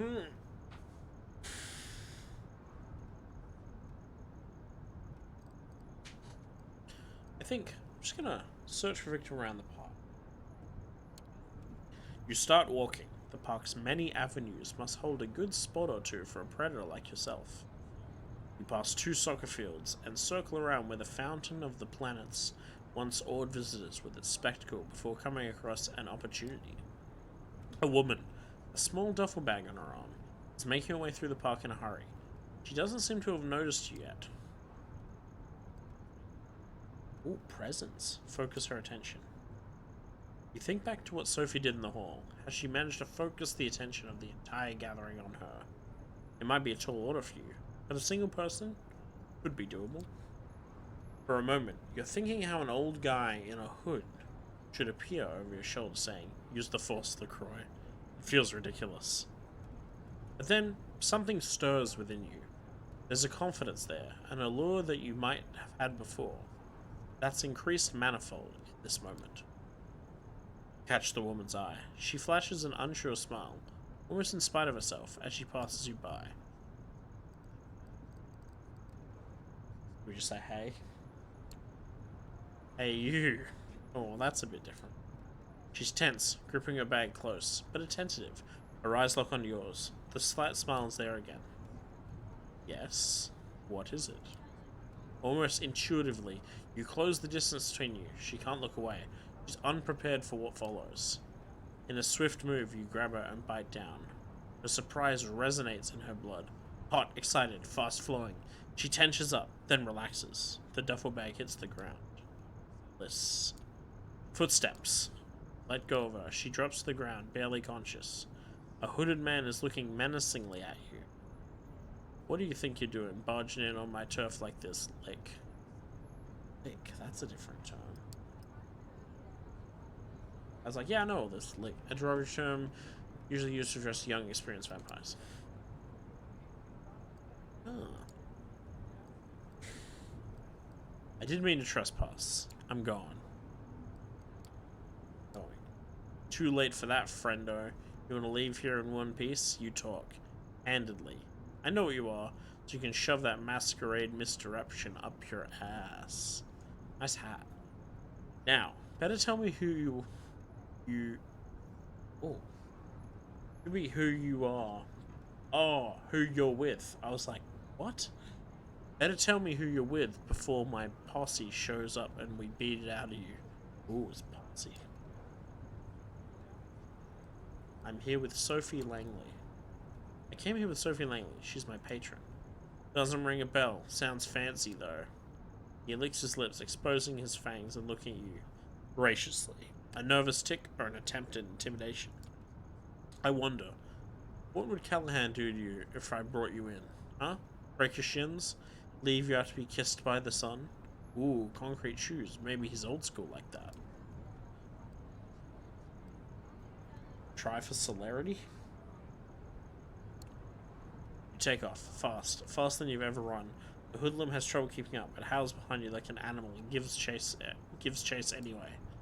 As you reach the Unisphere again, you slow down, noticing two people near the sculpture, a man and a woman, tangled in a passionate embrace. No, not exactly. It's Sophie, feeding, but the whole scene is set up so it looks like a couple sitting intimate in public. She pulls it off like she's done it 100 times before. It occurs to you that she probably has. The man is unsure on his feet as she lets go of him and leads him towards a nearby bench. Noticing you, she whispers something into his ear and leaves him. The driver appears from behind a tree. Well, LaCroix, how did it go? You're about to answer when the same figure as before emerges from one of the alleys. He looks at the three of you, and a predatory smile creeps onto his lips. You thought you could run away from me, Lick? Think you'll be safe with your friends? I have friends too. He makes a motion to shout, but two things happen almost at the same time. First, that feeling of warmth and beauty emanating from Sophie flares up again, entrancing both you and the hooded thug. His shout comes out as weak, confused squeak. Second, Gregory produces a wooden stake from the holster under his jacket and slams it into the thug's chest. Just like that, in a few seconds, the posturing vampire is down on the ground, paralyzed. I see you made a friend, LaCroix. Curious choice of company, I'd say.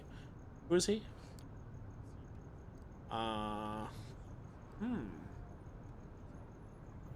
He said this was his turf.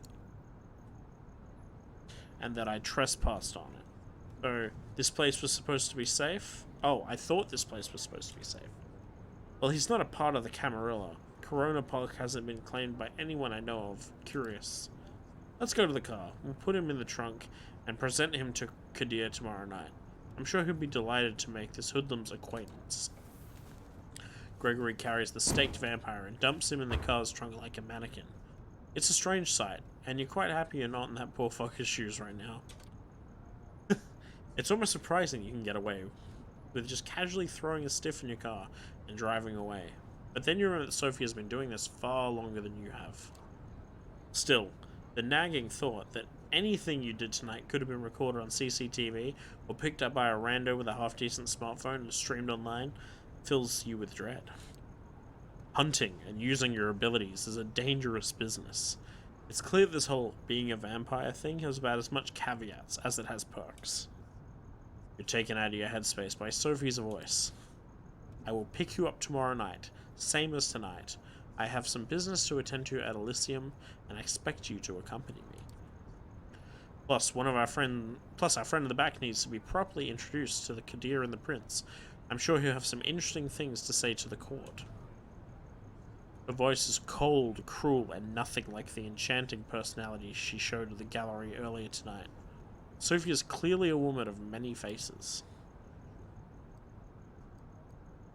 Good riddance. This guy's an asshole. Oh yeah, I imagine he's going to enjoy meeting Kadir. I hope he gives him a good grilling. Guy's a real asshole. Oh, Kadir will enjoy it too, I'm sure. She pauses, seemingly lost in thought for a while. You haven't told me how your hunting went. Get the hang of it, I would hope? It'll take some getting used to. I'll need time to get used to this. It doesn't come naturally. It will, with time. You need to think about it less. Hunting is the one scenario in which you do well to trust your instincts. In moderation, of course. She seems distracted. Not all there. Her thoughts drift and the car remains silent until you reach your apartment. We will pick you up tomorrow evening. Good night. Just like that, without any further courtesy, Sophie leaves, driven to her apartment by Gregory with a body in the trunk, right in the middle of Manhattan. Did you cross paths with situations like these in the past, unknowingly? What other secrets did you pass on the streets without knowing their true nature?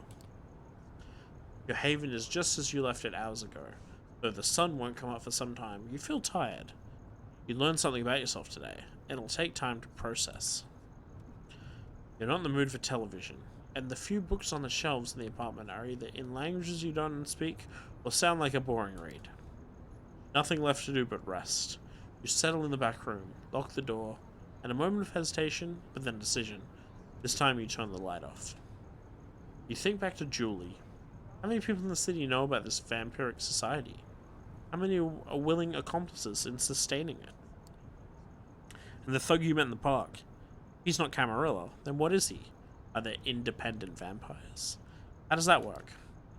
More questions. You begin wondering if there's ever going to be a night when you can start crossing them off your list, instead of adding to it. You close your eyes. You sink into the now familiar void of nothingness. It greets you with open arms, like an old friend. Guess we'll rest one more. It's already been an hour and 40.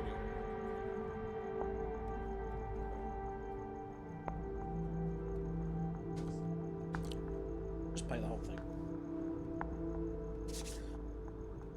Might need another drink. It's pitch dark in here. You know me, I never read. This is different. The blackness of a coffin drifting into the abyss. Oh, right. The light. You grasp for the switch. Flip it. The familiar cramped room with a steel door and no windows comes into view. You emerge from the bedroom, fully awake, just like yesterday. This time, however, Sophie is waiting for you, comfortably, seated on the sofa in your living room space, a book in her hand, The Melancholy of Resistance. The title's sure on brand. Well, it says in your living room space, but, I mean, she kind of owns the place. It's kind of her couch, actually. Good evening, LaCroix. I mean, how did you get... Good evening, Sophie. I hope you rested well. Tonight will be quite eventful, I think. Come, we have an appointment. I received word Elysium would be called again tonight, on account of your unruly friend from Corona Park. This should be a great opportunity for you to mingle. She keeps talking as you walk downstairs and get in the car. Gregory gives you a slight nod and a small smile while opening the door for Sophie. He starts the car when you take your seat in the back. Most of the Primogen Council usually... most of the Primogen Council is bound to be there, at least those who usually attend. Probably some other important personalities you'd do well, at least to learn about. Who should I talk? Anyone I should talk to while we arrive? Not especially. My advice would be try to talk to the prince and perhaps reassure her of your gratefulness for being spared. Maybe speak to Kadir on the same topic if you get a hold of him. The Primogen I would advise against. They are stuck up, all told, and even if they will talk to you, they might try to secure you for some nefarious purpose. I wouldn't appreciate that. Of course, be respectful. If anybody approaches you and strikes up conversation, no doubt you will be gossiped about, as will I. Keep a cool head. Some enjoy provoking fledglings into stupid acts. Hope you're doing okay out there, chat. Hope you're all following. Not too lost. At any rate, you should behave yourself tonight. Remember what I told you about reflecting on me as your patron. I have a reputation to uphold in the court. Do not tarnish it. There it is. She might have saved you. She might be protecting and teaching you. But it's clear what she's really concerned about. Her own interests. Yeah, well. You do owe her. You step into the art hall with something of a bad memory. Last time you were here, your entire world had been turned upside down, and your existence nearly ended. But tonight, there is very little outward hostility. Yes, Kadir gives you a look that is definitely intended to remind you of your place. But the prince, also in attendance, seemed pleased to see you. Welcome, Sophie, LaCroix. Did I get that right? Good evening to both of you. I understand there's somebody else you wish to present to the court tonight? Yes, Prince. They will be joining us shortly. My assistant is retrieving them presently. This better be worth the prince's time, Langley. The prince gives Kadir a cold glance. Forgive the sheriff's harshness. He's in a particularly foul mood tonight. Something to do with LaCroix's big getter eluding his grasp, I believe. Oof. Ouch, that must have hurt his ego, even if his only reply is a crooked smile. The mention of your sire makes you feel a pang of emotion again. Wherever he was, he's left a lasting impression. One reinforced with your visit to show space last night. That's the past.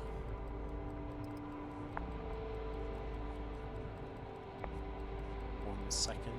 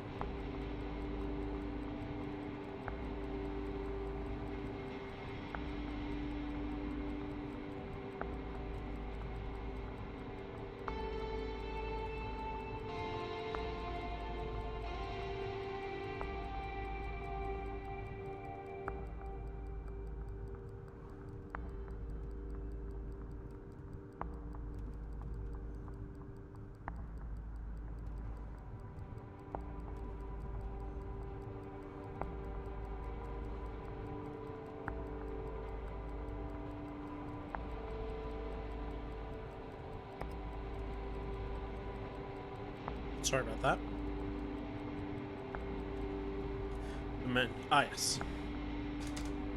Right now, though, you're back in the gallery, and are reminded of your sister instead.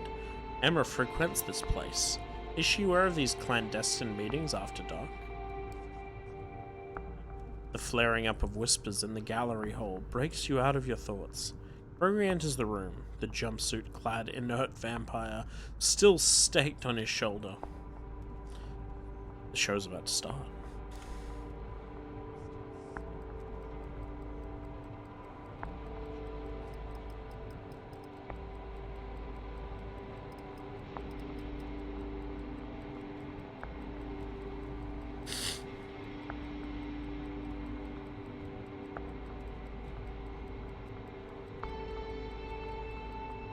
Sophie's driver places his charge in the middle of the room and nods respectfully to Kadir.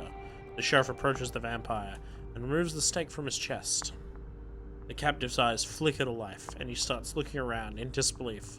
Like a cornered animal, he backs down on all fours, keeps going in circles until he realizes he's trapped. Kadir steps on the man's chest and pins him to the floor. Why? Who do we have here? Oh fuck, oh shit, no, come on. Don't. Silence.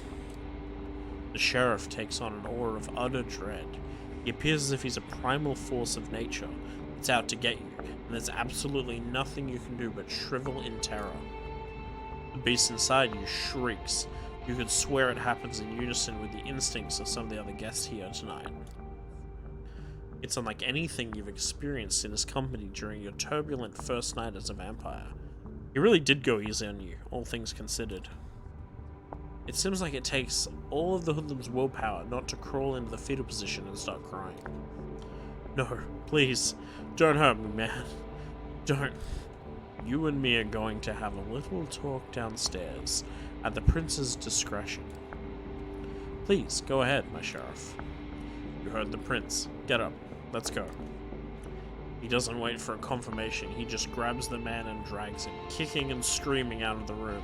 Conversations start all around you, some whispered, some quite overt. Sophie looks somewhat bored with the whole affair, her eyes wandering from art piece to art piece, clearly finding nothing to her particular liking.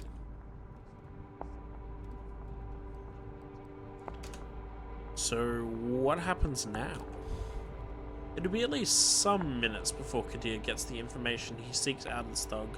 Why not mingle while we wait for him to break? Excuse me. Sophie leaves your side and goes to a corner of the gallery where a group of kindred, some seemingly pretty old-fashioned, gathered. The concierge offers you a drink. Still warm. It smells nice. Just a sip to start you off. Splash over your palate, coating your tongue, and the inside of your cheeks. Nourishment. You're left to your own devices. Have a quick look around. The prince is currently talking to a dark-skinned woman that you recall seeing here all those few nights ago. She has a cold but noble countenance to her. The conversation seems to be casual. A loud, shrill laugh turns your attention to the spectacled man who you saw with Sophie on the night of your judgment. He's making the rounds, chatting up different patrons. You feel somebody's eyes on you. A casually dressed, plain-looking man stands alone near a column, watching you. He turns his gaze away sheepishly when he realizes you've noticed.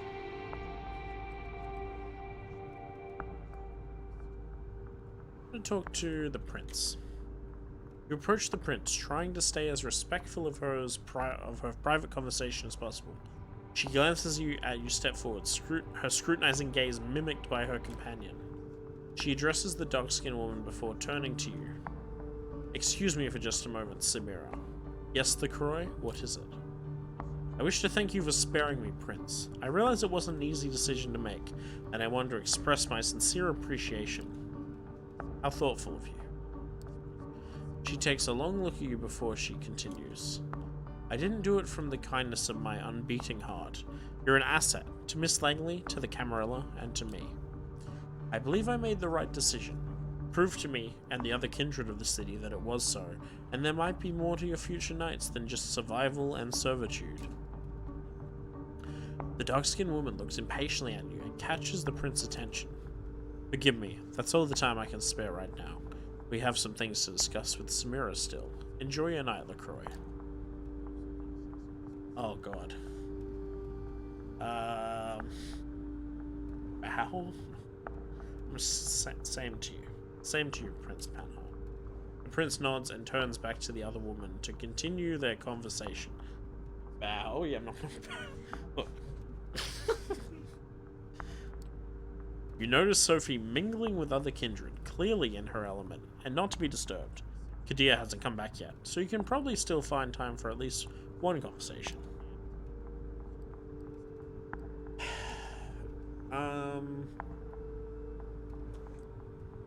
Maybe we'll talk to the guy who's staring at us. There's something about this guy. It's not that he's staring at you. Most everybody in this room has at one point or another. It's how he does it. He seems shy, maybe even afraid. It's hard to find a secluded spot in the gallery tonight. But this guy has an entire corner of the room all to himself. He's standing alone, no glass in hand. Just the look of worry as you approach. You look worried. Is something wrong? Robert Larson. He looks like that. He looks like that actor. Oh, I can picture his face. I picture. What? Besides hanging out with blood-drinking monsters and acting like it's not a big deal? No, I guess it's business as usual. His bitterness is palpable. Sorry, having a bad night. The name's Larson. But you can call me Robert. Either's fine.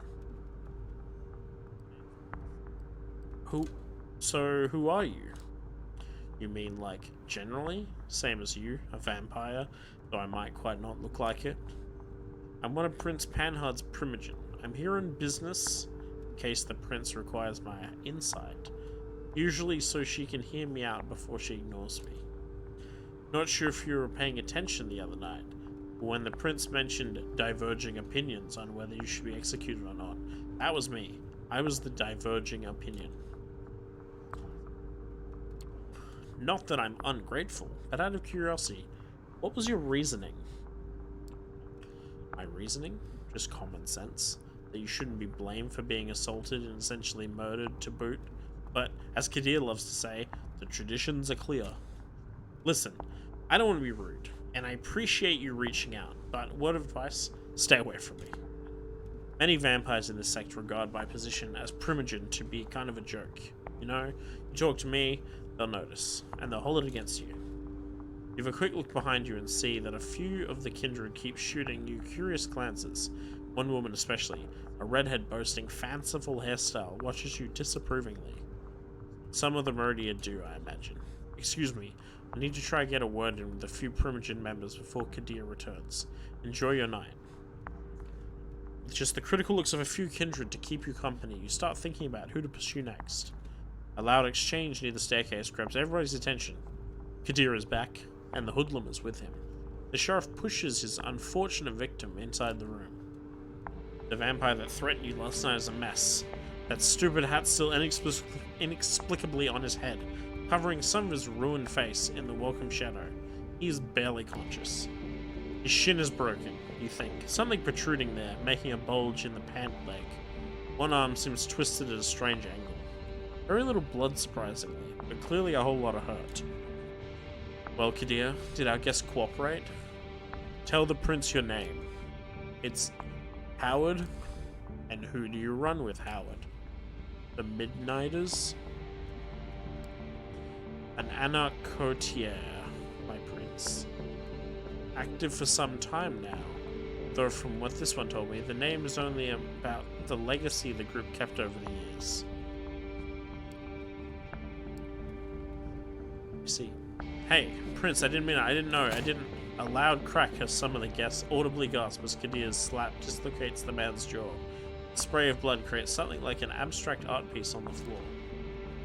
This one's guilty of threatening a member of the Camarilla and claiming a domain without the prince's approval. That would be enough to pass swift judgment, but he's also an Anak scum. My prince? There can be only one verdict. Final death. Do your duty, Sheriff.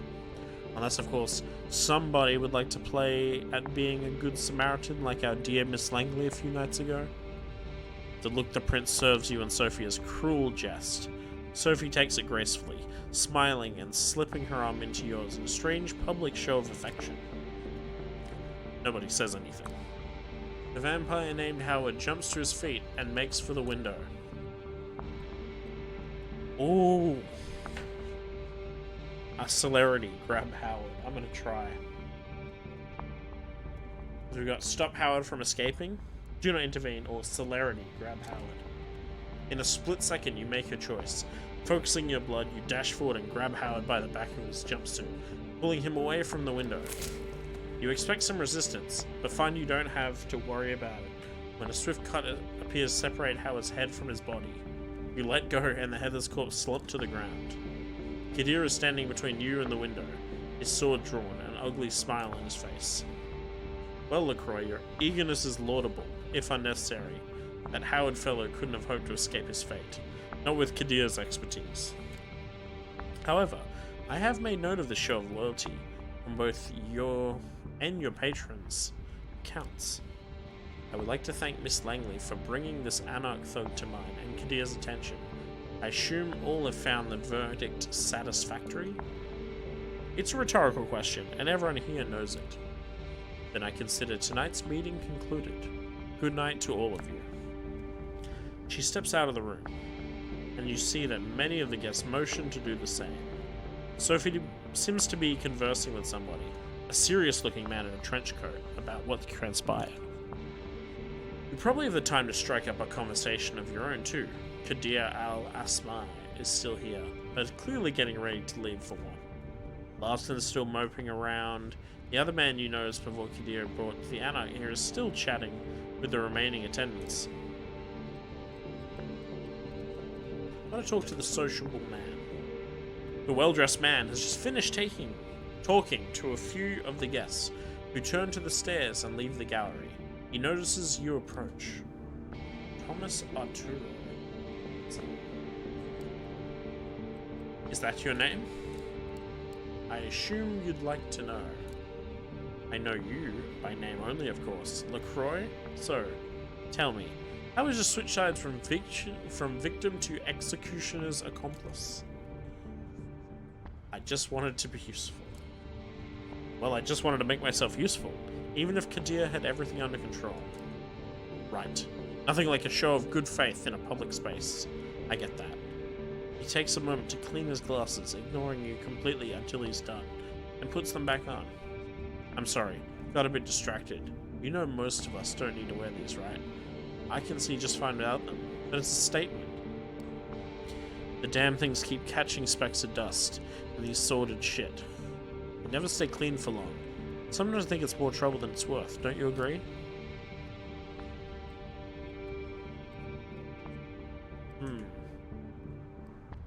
They look good on you, really. You be they do. Is that a typo? Yes! Only one typo so far. It did say your and your. I think there was the second one actually. But this one's more obvious. You be they do. How do you report a typo in a game? Right, that was a nice chat. I have to catch up with a few other fellows, like this gentleman here, Genie. He doesn't even give you a chance to say goodbye. He's already off, putting a hand on the shoulder of a mustachioed man nearby. It's right about when Sophie also ends her conversation and walks over to you. Interesting evening, wasn't it? Come, Gregory's waiting downstairs. She seems preoccupied with something and not in a talkative mood. It's an awkward ride back to the city. This time you arrive in another building, just 2 streets across from your apartment. She brings you upstairs through a very nice lobby and a luxurious-looking hall into her domain. Please, have a seat. I shall be right with you. You take in the surroundings. The apartment is like a gallery, an old-school smoking room that you've seen in some period piece once, and a nouveau riche's living room, meticulously put together. I've seen that term before, I don't know how to pronounce it. Apologies, old habits die hard. Clearly some stick with you, even after your death. She drags on the cigarette, breathes out. Breathes. How's she doing that? Can you do that? Oh yes, you might not know. It takes some practice, but you can keep smoking if you'd like. Other things too. Experiment, you might surprise yourself. But I did not brought you here. Typo 3. I did not brought you here to show this off. This is where I rest these nights. That door in the back, the bedroom, similar to yours. I have servants and bodyguards in addition, of course. I brought you here because I need you to trust me. When I told you before that I need your best behavior to uphold my good standing at the court, I meant it. But that's not the whole story. I have your interest in mind too. That's why I've given you your own haven. Why I'm trying to teach you how to navigate this new reality. But you need to trust me, or else this won't work out. You can come here whenever you feel like asking me something, when you're in trouble too, though I hope that won't happen often. I would ask you to come here when you wake up tomorrow. I'll have something to discuss with you. I'll be here. We'll stay a bit. Everyone's been good. Like, if it wasn't for her, we'd be dead. So, I like just, doing what I'm told. Like in real life. Okay, I'll come over first thing tomorrow night. I appreciate that. Silence again. There's definitely something on Sophie's mind tonight, but she doesn't seem eager to share it with you just yet. I'm leaving for another visit. Come downstairs with me. We'll give you a lift. A quick trip, some polite goodbyes, and a promise that you'll show up tomorrow later. You open the door to your haven and gather your thoughts. It's exciting in a way, being dragged deeper and deeper into the secret society and its rules. Whatever Sophie has planned for you, it's bound to teach you more about this thing you have become. You sink into your vampiric sleep with just a sliver of hope. It's a welcome change. I was only going to do one more, but no, I'm going to keep going. Do another one. Once more, darkness falls upon the city. You wake up, same as you have the past few nights, in a windowless room.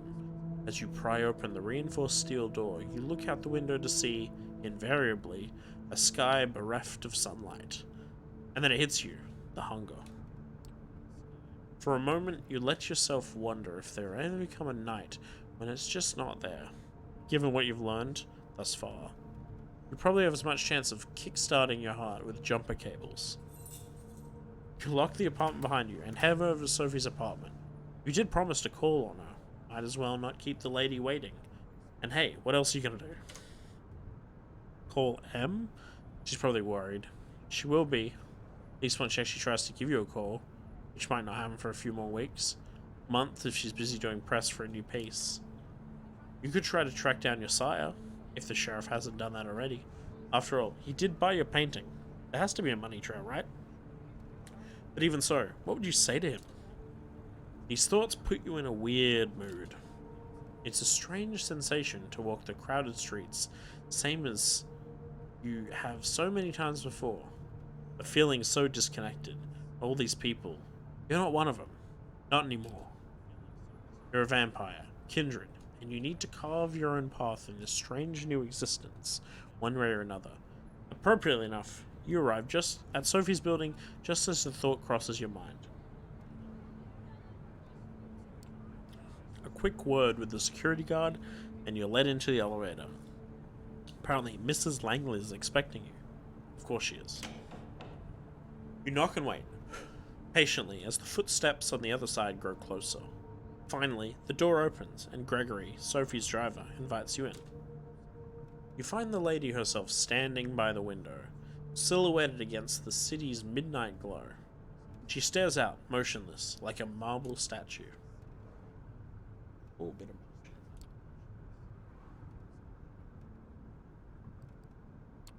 Good evening, Sophie.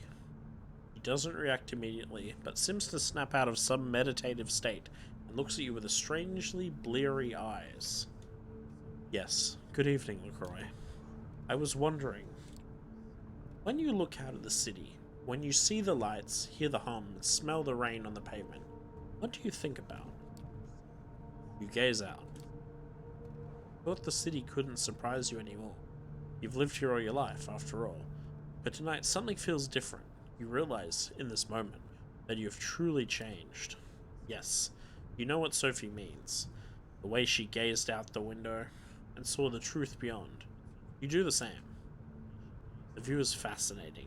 Each detail absorbing every angle a new experience. The familiar made you sublime. When you turn to Sophie again, she smiles at you knowingly. Ah, so you understand. I had my doubts, but perhaps we have a shared lineage after all. You see, the blood that flows within me is that of Clan Toreador. There are 13 such bloodlines among us kindred, though that number has been contested in the past, and these nights, it seems that nothing is certain anymore. The clans have gone by many epithets over the years, but the names used these nights have their roots in medieval times, the original Inquisition, if you can believe it. They used these to categorize us, describe our inherent differences. In time, we adopted them ourselves. Each clan has a uniqueness about it, inescapable, originating from an ancient progenitor, carried from sire to child. For the Toreador, the gift lies in a sensitivity of sorts. We are uniquely attuned to the beauty and ugliness both. We can see either where most cannot. A blessing on most nights. Occasionally a curse.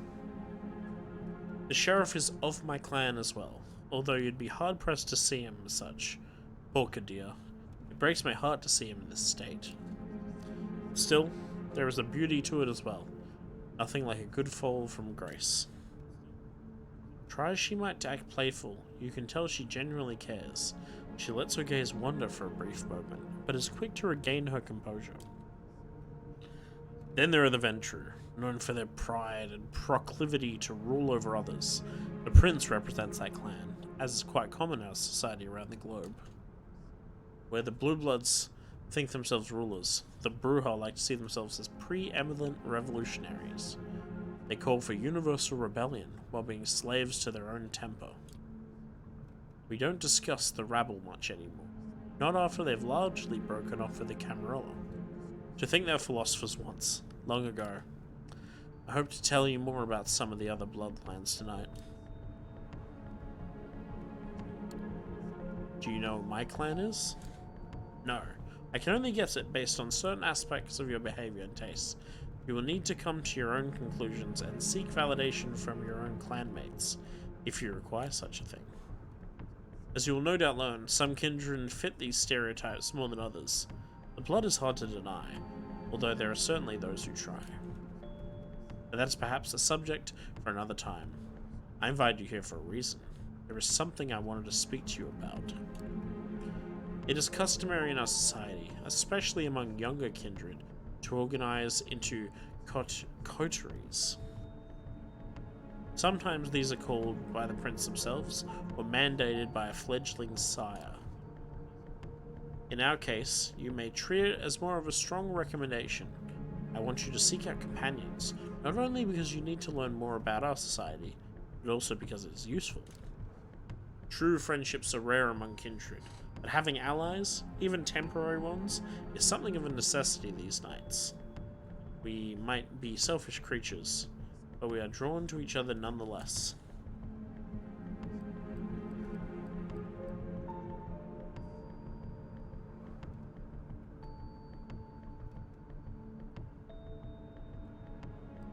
Where should I look for these allies? Any suggestions on where I should start looking? I was just about to get to that. She puts on a mysterious smile. I spent some of my precious time last night asking around, pondering potential kindred for you to meet. Came up with a short list of contacts. Hope you'll appreciate the gesture. Forging a partnership with them might offer perspectives and viewpoints that I cannot provide, lenses through which to view our kind. They are all members of the Camarilla, of course, more or less. Alright then, let's hear it. Who's on the list? Eager to learn about them, I see. Good, I'm glad. Let us start with the Tremere. They are a powerful clan, disliked by many, but feared and respected by many more. They have been an important pillar of the Camarilla since the very beginning. They are blood sorcerers.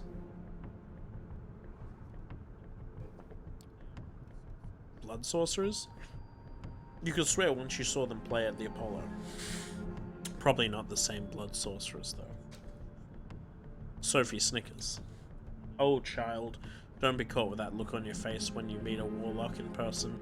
They really are adept at using vitae, their own, as well as others, to unique and potent effects. What's vitae again? Oh, okay, term for the blood of a vampire. Since they are quite rigid in their hierarchy, the kindred I had in mind for you to meet might need some persuading. His name is Agathon. From what I hear, he's quite the scholar, very ambitious, the child of a noted Tremere here in New York, Aisling Sturbridge. Spend enough time with Agathon, I'm sure you'll run into her sooner or later.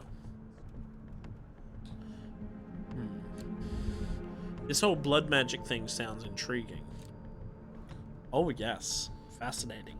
It's also a well-kept secret of the Tremere. Don't expect them to share it with you right away. Some things have to be earned. Anyway, if you wish to contact young Tremere, I hear you usually find them in the New Age bookstore out on Broadway. The Tremere have given one of their workshops there. Gregory will give you the details. Now, this next recommendation comes with a bit of a caveat. As you recall me saying, most bloodlines have unique features that might not be obvious at first glance. Well, there is one clan whose members wear the curse on their sleeves. The Nosferatu. Wait, Nosferatu? As the German expression is classic? No way. No wonder they make their haven in sewers, abandoned buildings and such. Their appearance is hideous and obviously unnatural. Had they walked the streets like other kindred, the kind would have learned of our existence long ago. Did she just shudder? It's hard to tell with her usual complexion. I could swear I saw her skin suddenly took on a more sickly color. The one I have in mind isn't as big of an eyesore as the worst of them. but he is no Adonis either. Still, he has some talents and connections that you might find useful. His name is D'Angelo.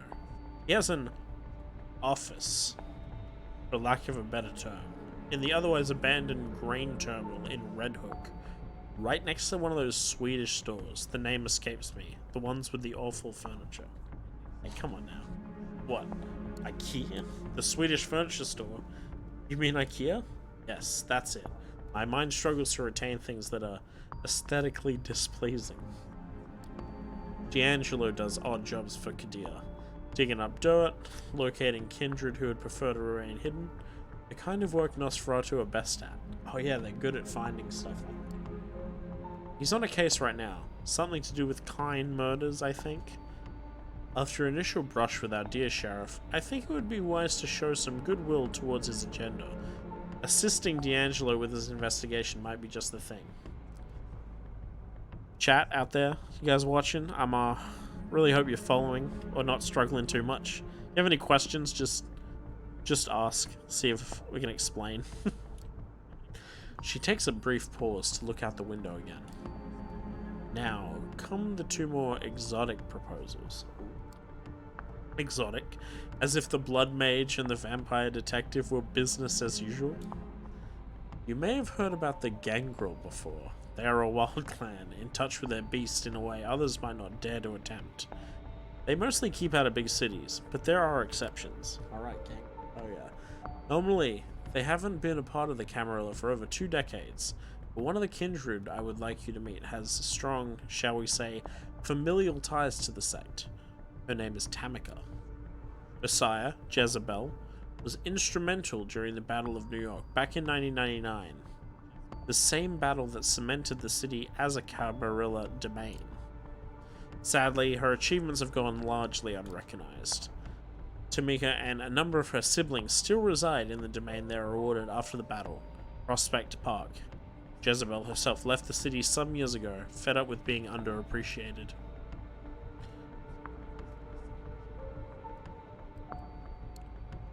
I got the impression contacting vampires who aren't in the Camarilla was frowned upon, but you're saying these Gangrel aren't a part of the sect anymore. How does that work? It's not as clear-cut. The Gangrel as a whole have sworn off the Camarilla, but individual kindred of a clan can still hold our ideals. Jezebel was one of them, before she became jaded.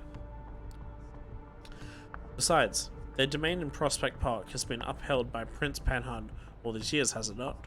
We consider them members of the sect, and they have, for the most part, kept to themselves.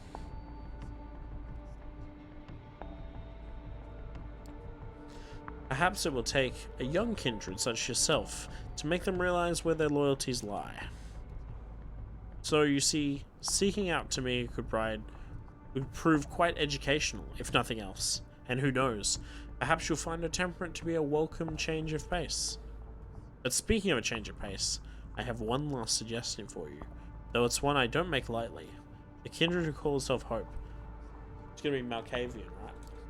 She's a Malkavian. They are a uniquely cursed clan. For centuries we consider them mad, insane, unhinged. But for those of us who spend enough time with them to come to understand the truth, it is no sickness, but a unique perception of the world that has them appear to us as an unstable, and that perception can prove to be very valuable. Having a Malkavian as your companion might be taxing on the nerves and a true test of patience at times, but their insight and intuition are unrivaled among the kindred. As for Hope specifically, she is said to be a recluse, but I have it on good authority that she can currently be found in an internet cafe, I believe it is called, in Lower Manhattan. Gregory has the address. An internet cafe? Really? How quaint. I really wouldn't know. But since you brought it up, be aware that the Camarilla is highly critical of using the internet to communicate. The Second Inquisition made sure of that. Exercise caution when at her haven. The Second Inquisition. Collective name among vampires for a recent coordinated efforts of intelligence agencies to combat the kindred as if they are a terrorist threat. Few individual agents understand what they're fighting, and the intra-agency collaboration codename First Light place enormous import on keeping their operations secret and disguised as ordinary anti-terrorist operation. Oh. I see. Well, I believe that is all of them. I still have a few social calls to make tonight, so I'll leave you to it. Use tonight and tomorrow to arrange some cordial visits of your own. I will send Gregory a few as soon as I have further need of your services. Oh, that reminds me. You'll need a car. Join us downstairs, won't you? She smiles once more and turns to her driver. He helps her put on a coat, and the three of you leave Sophie's apartment. Sophie points to one of the cars near the building as Gregory hands you the keys. It's a rather inconspicuous compact car. Decent looking, if not luxurious ride. Stay safe, LaCroix. This is your first night alone. Don't let it be your last. As they drive away, you find yourself with more freedom than you've had for the past few nights. A blessing or a burden? Time will tell. With a list of addresses in hand, you consider your next move. Ooh. Should we keep playing?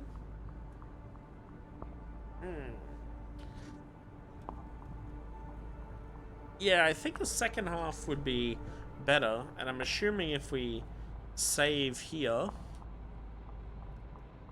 that'll be fine. Yeah, I think maybe we'll call it, but I mean,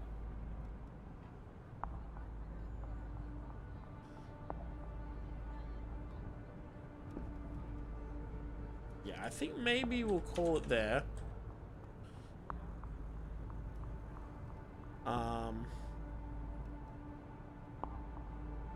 We'll call it there for now.